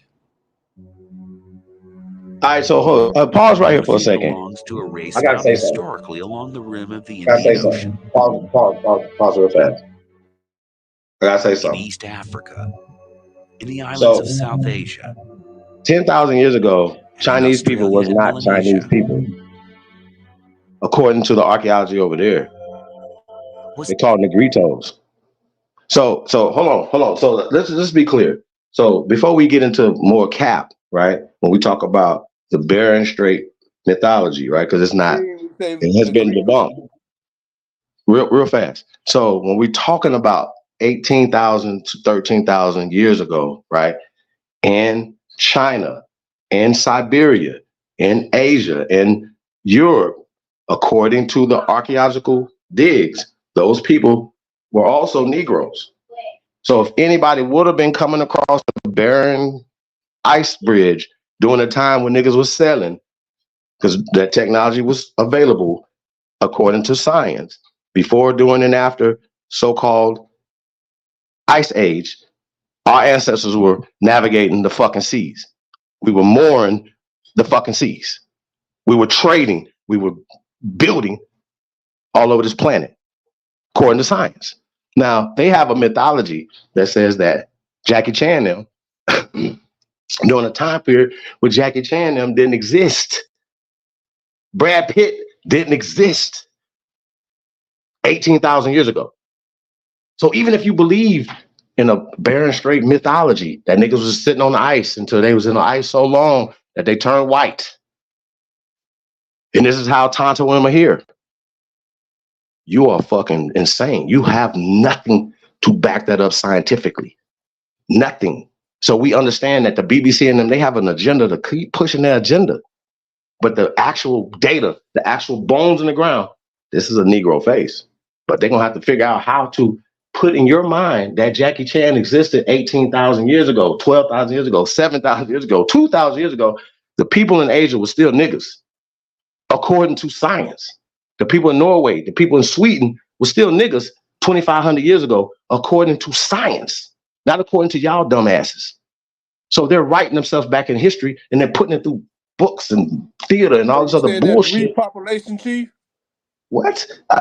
Bro, they writing, bro, make it make sense. Do modern Chinese looking Asian people exist 10,000 years ago? We don't have to have that conversation. Because we know it didn't exist 5,000 years ago. So when they're having this conversation, bro, this is when we're talking about it's incumbent upon us to understand who we're dealing with.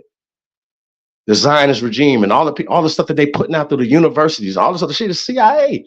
And we point this out, and then we got niggas fighting us, and they're asking us, because we doing our thing, and they're asking us why we attacking them. Because you're fighting us for them. While we attacking them, y'all coming for us. Because we're not fighting y'all. The ancestors are speaking through us. We are the voice of the fucking ancestors. We're the hands and the feet of the ancestors right now. These motherfuckers are around here running like they know something that came from Melville, Hershovic's, and Franz Boas. You niggas is slow. Then you gonna tell us about some Darwin eugenic ass shit? Spitting in the tube is Darwinist, man. Y'all should be ashamed of yourself, man. Shame. Influence. And I ain't even talking about like no shame playing with, no, like a shame. The ancestors in y'all should be tearing y'all the fuck up. That's why they over every day losing sleep. You niggas is weak as fuck. I stand on that. You niggas the weakest niggas I've ever seen. That's why we in this position. Y'all ancestors, y'all just the bloodline of the weakest motherfuckers ever. That's what it is, bro. Stand on it. Hey, Real what shit. they do is they'll argue. They'll hear expert up here saying that that's a Negro, right? Oh no, let's look at the DNA. Let's see what the DNA is. And look, we're back. Well, according to their claims, because they wasn't here really to do this, but before DNA was created, wasn't nobody using no DNA to go by ethnicity or race, my dude. They created that shit and fooled you niggas, and you niggas buy into it. And you don't, and we telling y'all, we not up here. If DNA was what it was, we have no problem, or me myself, I wouldn't have no problem utilizing it. Unfortunately, it's not. It's not, nigga. And I wouldn't give these niggas my DNA for no, I don't give a fuck who is it defined.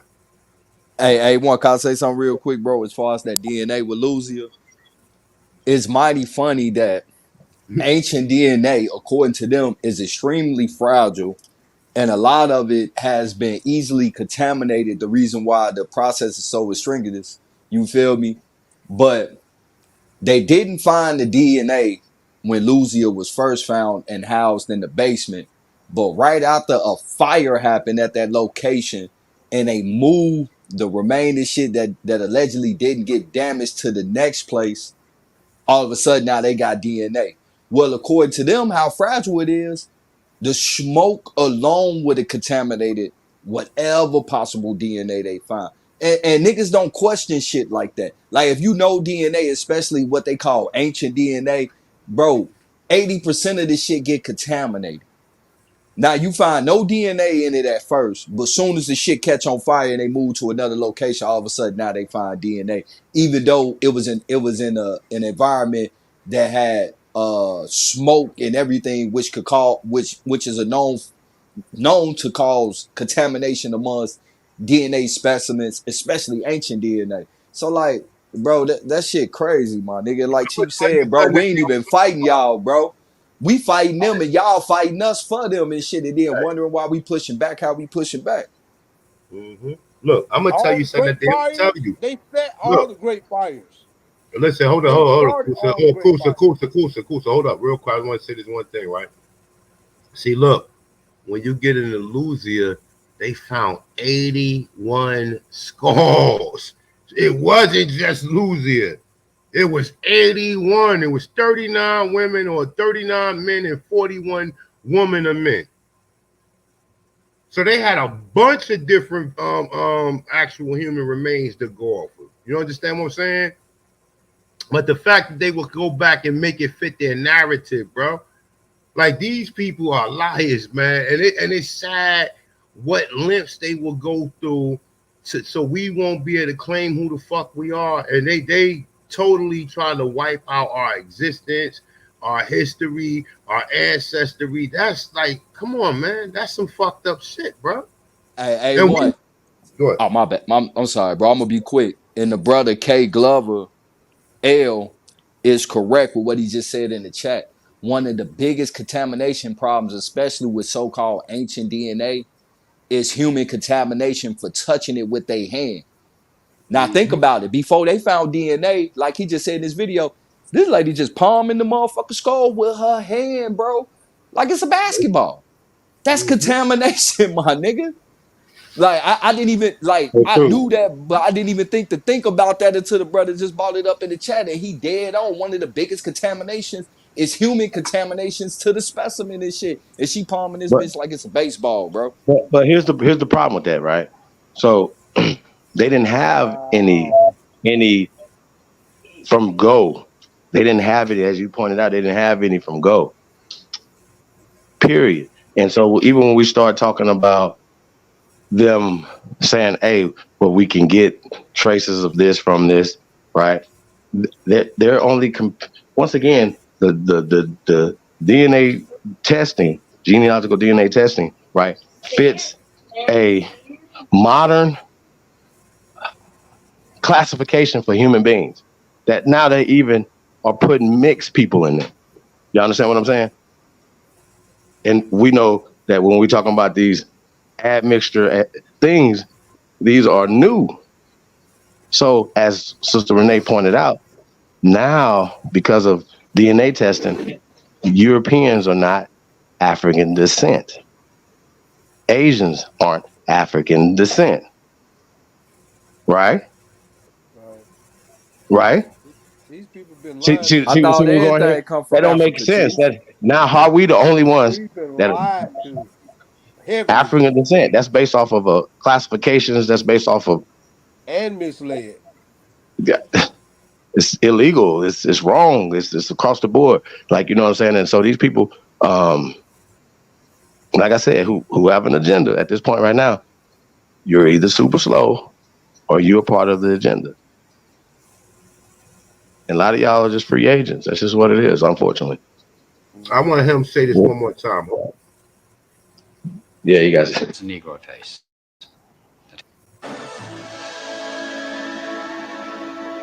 Oh, by the way, the rest of the skulls and the skeletal remains, it was just skulls. The skeletal remains all were Negroes, right? But they found older skeletal remains here in North America. I just want to point that out as well. That are Negroes as well. So we have older skeletal remains than Africa of humans. I'm gonna say this again. We have older skeletal remains of humans than Africa. Are you gonna let this man say this, man? I do want to hear this one more time, man. I want you to add that on here because you're gonna have to give us some names of them skeletons. Face that has all the features.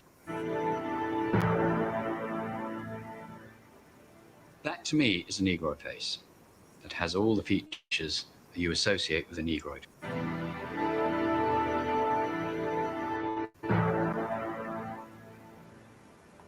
That to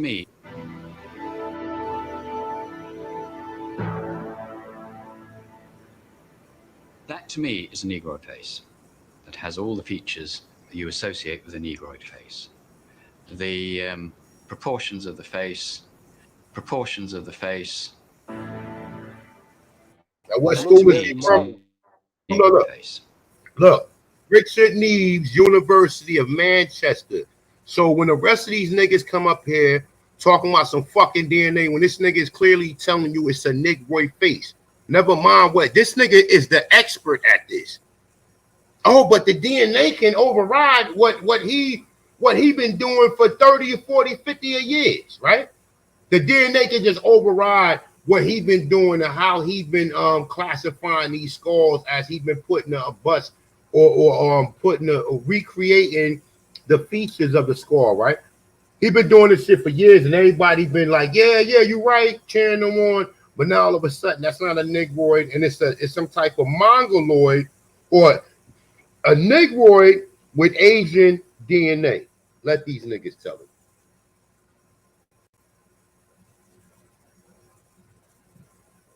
Simple as that. True. I hope you listening. Let me respond to that A1 real quick. I'm gonna be fast. Shot one. Listen, brother. What you don't understand is this, brother. Like, instead of like, I understand you got questions, brother, but you come up here and you come up here like you a teacher saying this old fucking educational based information, brother. I ain't even say nothing yet though. I'm gonna say something. Hold on. You can't. CIA check yesterday, so he feeling kind of way. A1, this why I be mad at you, A1, because I never see you check yourself. At me, nigga. I'm in Newark, New Jersey, nigga. I told you where I be at on Sunday. So what block you want to meet on? Don't talk Shit to me. Don't talk. that means to me, nigga. Hold on. A1. I'm not talking gangster to you. So chill out, bro. A1. Chill out. A1. I'm not talking gangster to you right now. Yo. If you keep going there, we really gonna meet. I'm not bringing that energy here. I'm gonna be here in the morning, nigga. I'm gonna be here in the morning, brother. All right, what gym you said you at? Every day I'm in Velberg, right off of South Orange Avenue in Velberg, doing calisthenics. We don't gotta talk about that. All right, with my partner.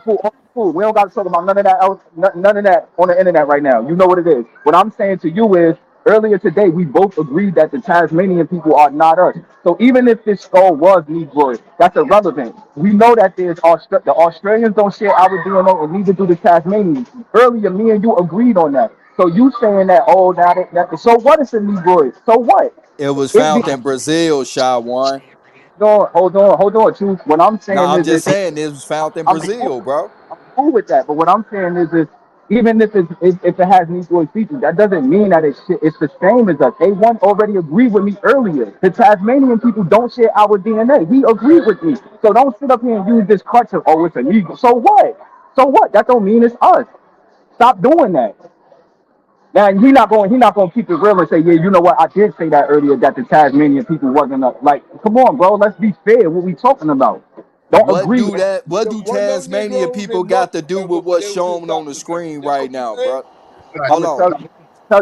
What does Tasmania got to do with what's shown on the screen that was found in America, my nigga? So my nigga, I'm gonna tell you right now. My point is, again, he just was yelling 10, 15 seconds ago. Oh, yo, it's a Negro. It's a Negro. So what? If it being Negro doesn't mean it's us. There's other groups that have those color or features that's not related to us. That's why he's telling you that he agreed with me earlier about the Tasmanian Okay, people. so ask yourself this question. Hold on. Ask yourself this question. If that Negroid, along with 79 other specimens found in the Americas, is not us, then who are these Negroes in today's time, bro? I would like to know that too. Bro. And here we go, Truth. Here we go, Truth. We can't figure that out with y'all because y'all don't believe in DNA. So how would we? What you call? When you talk to another? Let me land. What I'm saying to you, Truth, is we would have to figure that out, bro. Or how would you? Shy One, let me ask you this question. Are you familiar? Damn, man, who got all that shit in the background? Hey, I'm out chilling right now. I'm outside. All right, so P Game, are you familiar with how ancient DNA is extracted, and also the fragile state that is in that is susceptible to contamination, like at a high rate? Are you familiar with that? I'm with you on that. All right, so once again, so hold on, stop right there. Now pay attention. Them showing the skull, touching it with no gloves on, also doing a CT scan and shit and running radiation through it as well, right? This is all before any DNA was found in this specimen right here. Not to mention, after it left there, it went back to a basement at a museum that caught fire, which means smoke ventilation through the basement. With knowing how highly fragile this so-called ancient DNA is and how easily it is to contaminate it, and we're seeing it being touched with no gloves and also been in a fire as well. How can we accept that DNA evidence with they already telling us this shit is fragile and easy to be contaminated, and we constantly seeing contamination being done to it? So you think that contamination could change the origin of it? You think that contamination could change Yes, contamination is known to change the readings and put the readings in an inaccurate foundation, bro. That is a known fact in ancient DNA, so-called ancient DNA. Okay. And they didn't even find a full specimen. They found a partial specimen and they cloned it like 5-6 times to make it long enough to read, and it lose DNA in the process of that. And it did the process 5 or 6 times, which means that it lost DNA, even though this was just a partial fragment of DNA. It wasn't even a full specimen. So that's a big problem, bro. All right, so look, Chief. Look, so with all that said, I'm with you on that. Let me stress you real. Hold on, A1. Let me say this to you real quick. I ain't gonna be long. What No, I'm you keep saying is, saying A1, so let A1. All right, so look, no, listen. I'm gonna show you something. See, it's not just one source. Hold up, relax, brother, relax. Just relax. Just take this, okay? It's not just one source. This is the 100 Amazing Facts of the Negro by Jay Rogers, right?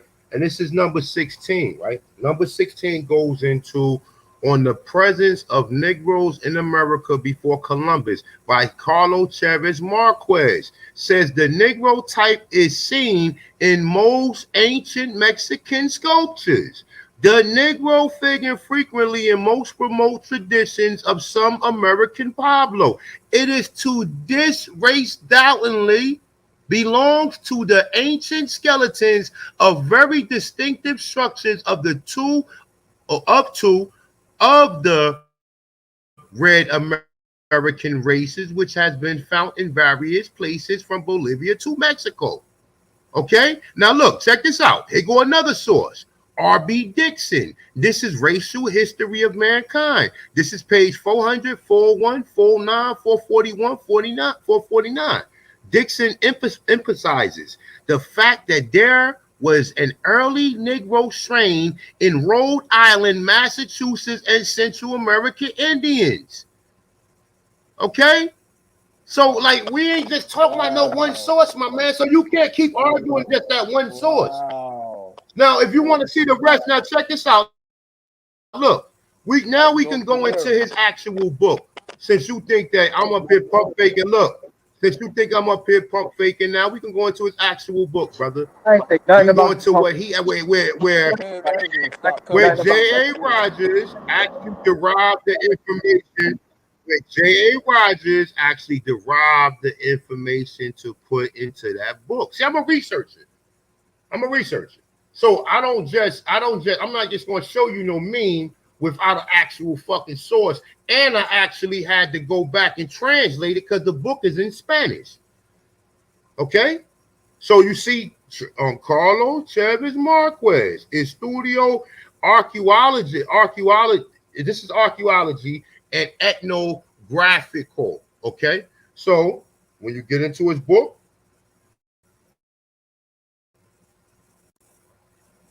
where we at? We right here. So this is the translated version of it, right? On this side right here. Okay, so the hypothesis is whatever, man. It's saying by the fact that the conquerors found scattered throughout the New World small tribes that were from the first moment considered black. In this regard, it will not be amiss to recall that the Vasco Nunez de Balboa, on his expedition to the discovery of the South Sea, found with great surprise, according to Gomorrah and the Panama owned black slaves who obtained, as they said, from distant lands. Furthermore, blacks figure in the remotest traditions of some American people. It says some Darien tribes say that their ancestors first came to that region. It was occupied by small black men who later retreated to the woods. And the clowns or whatever, right? But it goes on into the next right here. Let me see. Hold on, I'm gonna pull the other source up. But as you see, brother, like this is real shit. This ain't nobody out here pump faking, my dude. To go along with what we find with Luzia, we find other sources that basically adds up, or we can cross-reference this. I just showed you a source by R.B. Dixon, and I actually have that actual source right here as well, right? This is R.B. Dixon book.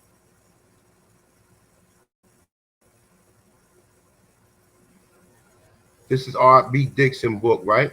And it talks about, it's saying now the present proto-Negroid factor among the prehistorical cranial rises a particularly troublesome question, right? It's saying, as is well known, the modern population of Brazil, both Indians and white, is known to have a considerable infusion of Negro blood in the period since the 15th century, right? It's saying, how are we to tell then in this case of living tribes, such as example of the Caraya, it's saying the Brazilian highlands, we find evidence of a strong proto-Negro factor, whether this element is to be regarded as Aborigines and derived from the ancient stratus of, I gotta go to the next page.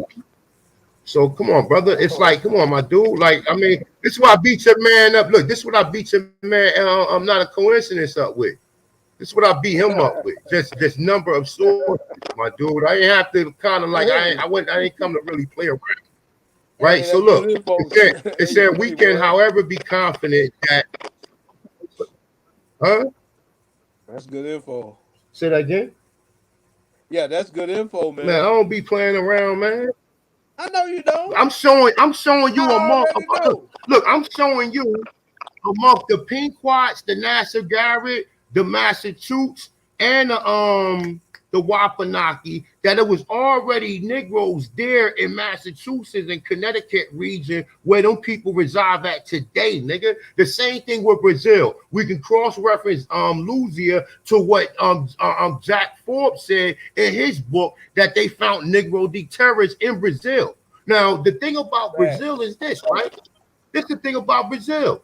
They tell you that Brazil has the largest number of black people outside of Africa that was brought there from Africa, brother. Those people are Aboriginal. Exactly. But they want you to be scrambled. They want you to scramble around and say, well, some of them was brought from Africa. And it's always more of the higher percentage of Africans than it is of black Aborigines living there. So come on, we already know, brother. We don't need no Luzia source. I can show you Luzia, Naya. I can show you other studies from that. I can show you literature sources. I can show you all this. This nigga said America was a Negro continent, my dude. Like, why are we still answering any questions from you niggas? I want to ask Shy one. When was the last time you had an African come across the Atlantic to your family reunion? Is he still on? Don't look like it. Yeah, that's what I would like to ask him. It don't look like it, but I'm just telling you, like, everybody can't be lying. And this is what I'm saying. Like, you can make an explanation for one thing, but you can't make explanations for everything, bro. No, you can't make explanations for everything, brother. Everything is not a lie. So, I mean, like I said, man, we've been winning. We know what's going on. We know what's been going on. We can show through multiple different fashions that we was already here. We got multiple different sources or multiple different ways, and everybody got their own unique way of doing it. So, you know, we ain't really gotta really like be trying to like really like put emphasis on us being here, because the evidence already proved it, and we don't have to say, well, oh, them people are not us. All these, so it's already Negroes in America.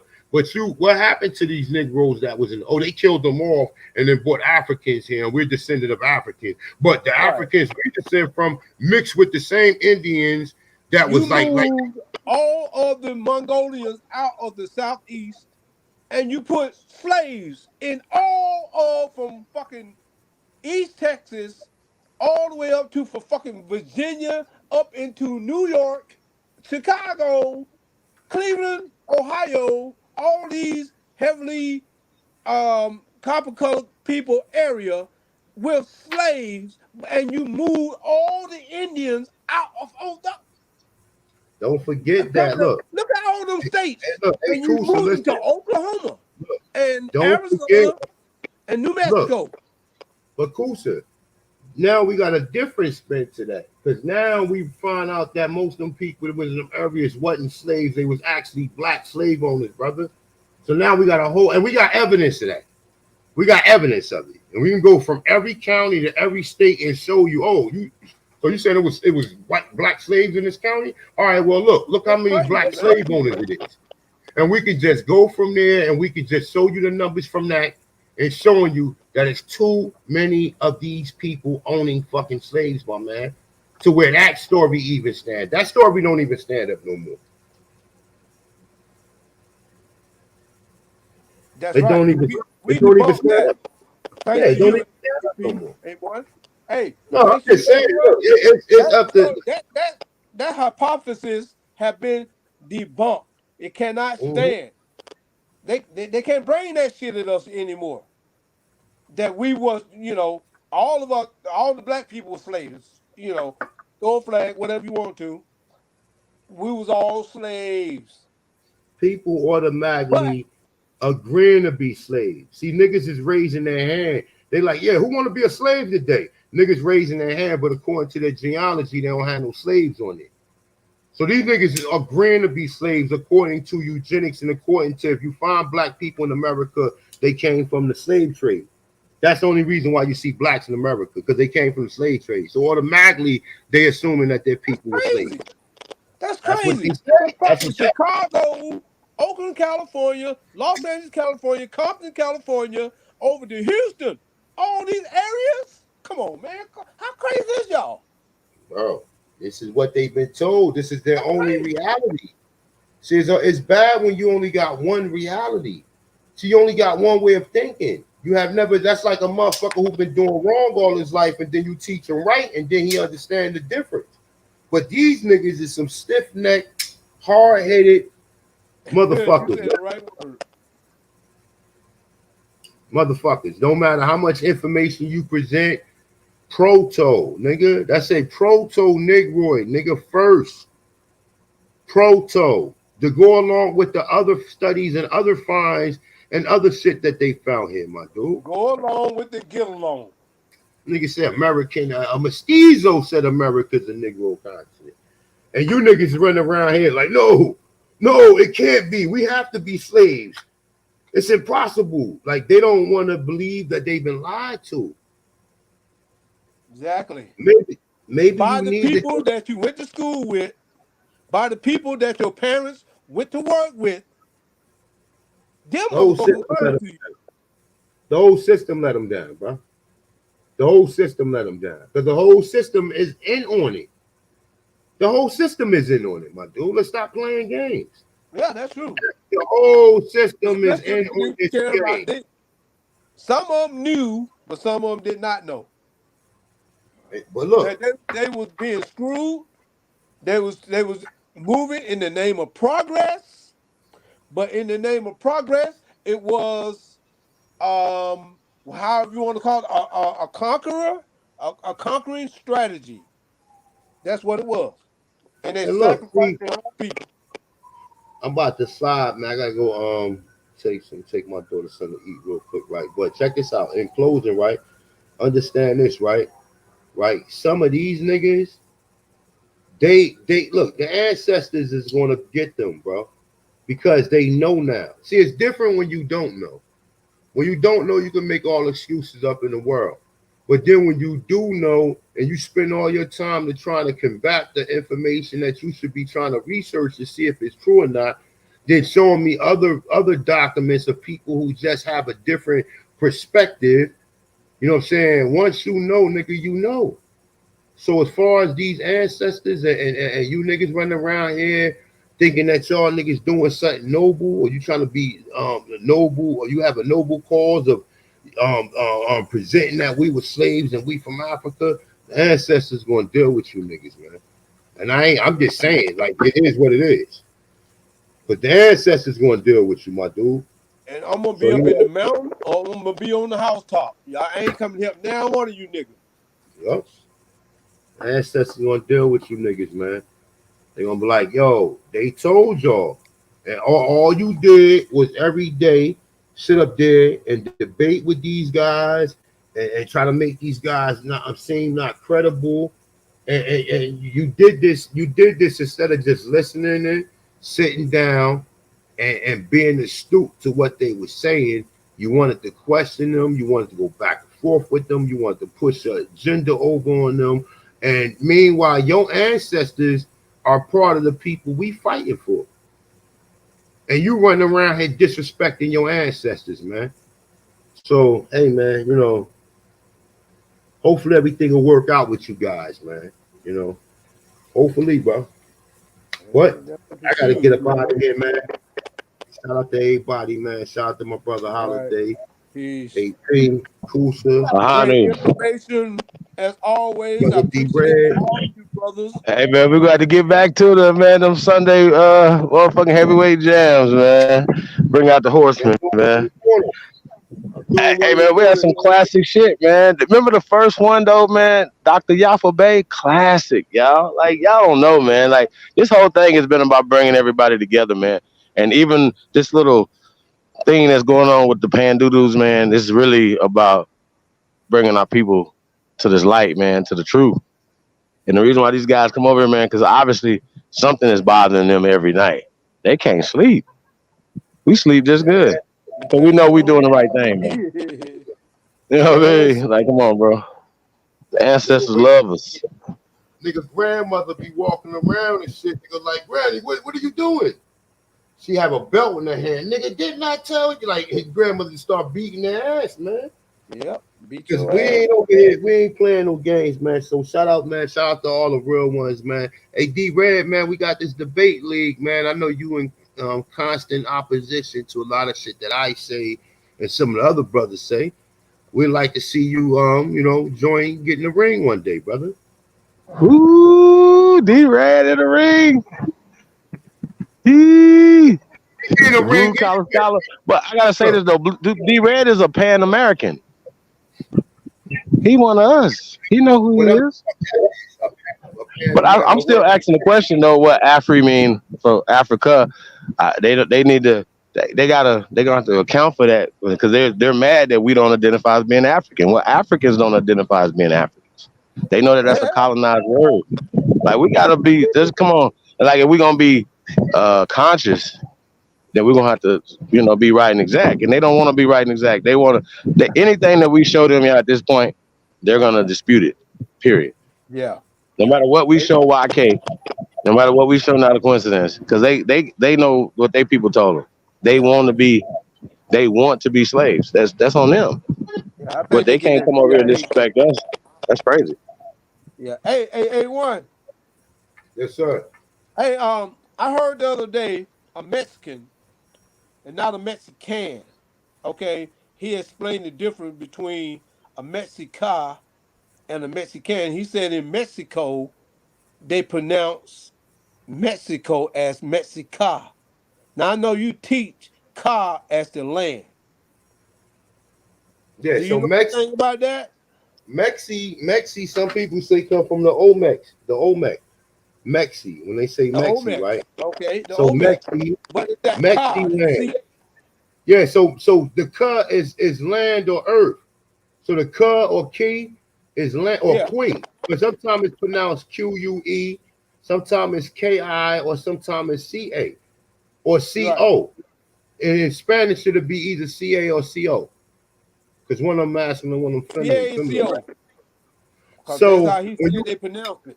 Yeah, so that would be whatever. That would be. They say Mexi is for Olmec, right? That's where the word Mexi is coming from. It's coming from Olmecs, Olmexi.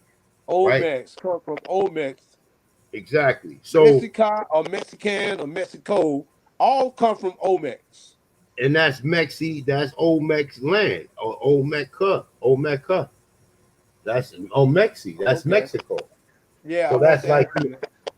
Yeah, so no doubt, man. I gotta get up out of here, man. But peace to the guys, peace to the goddesses, man. Till tomorrow, man. I'm gonna slide back through.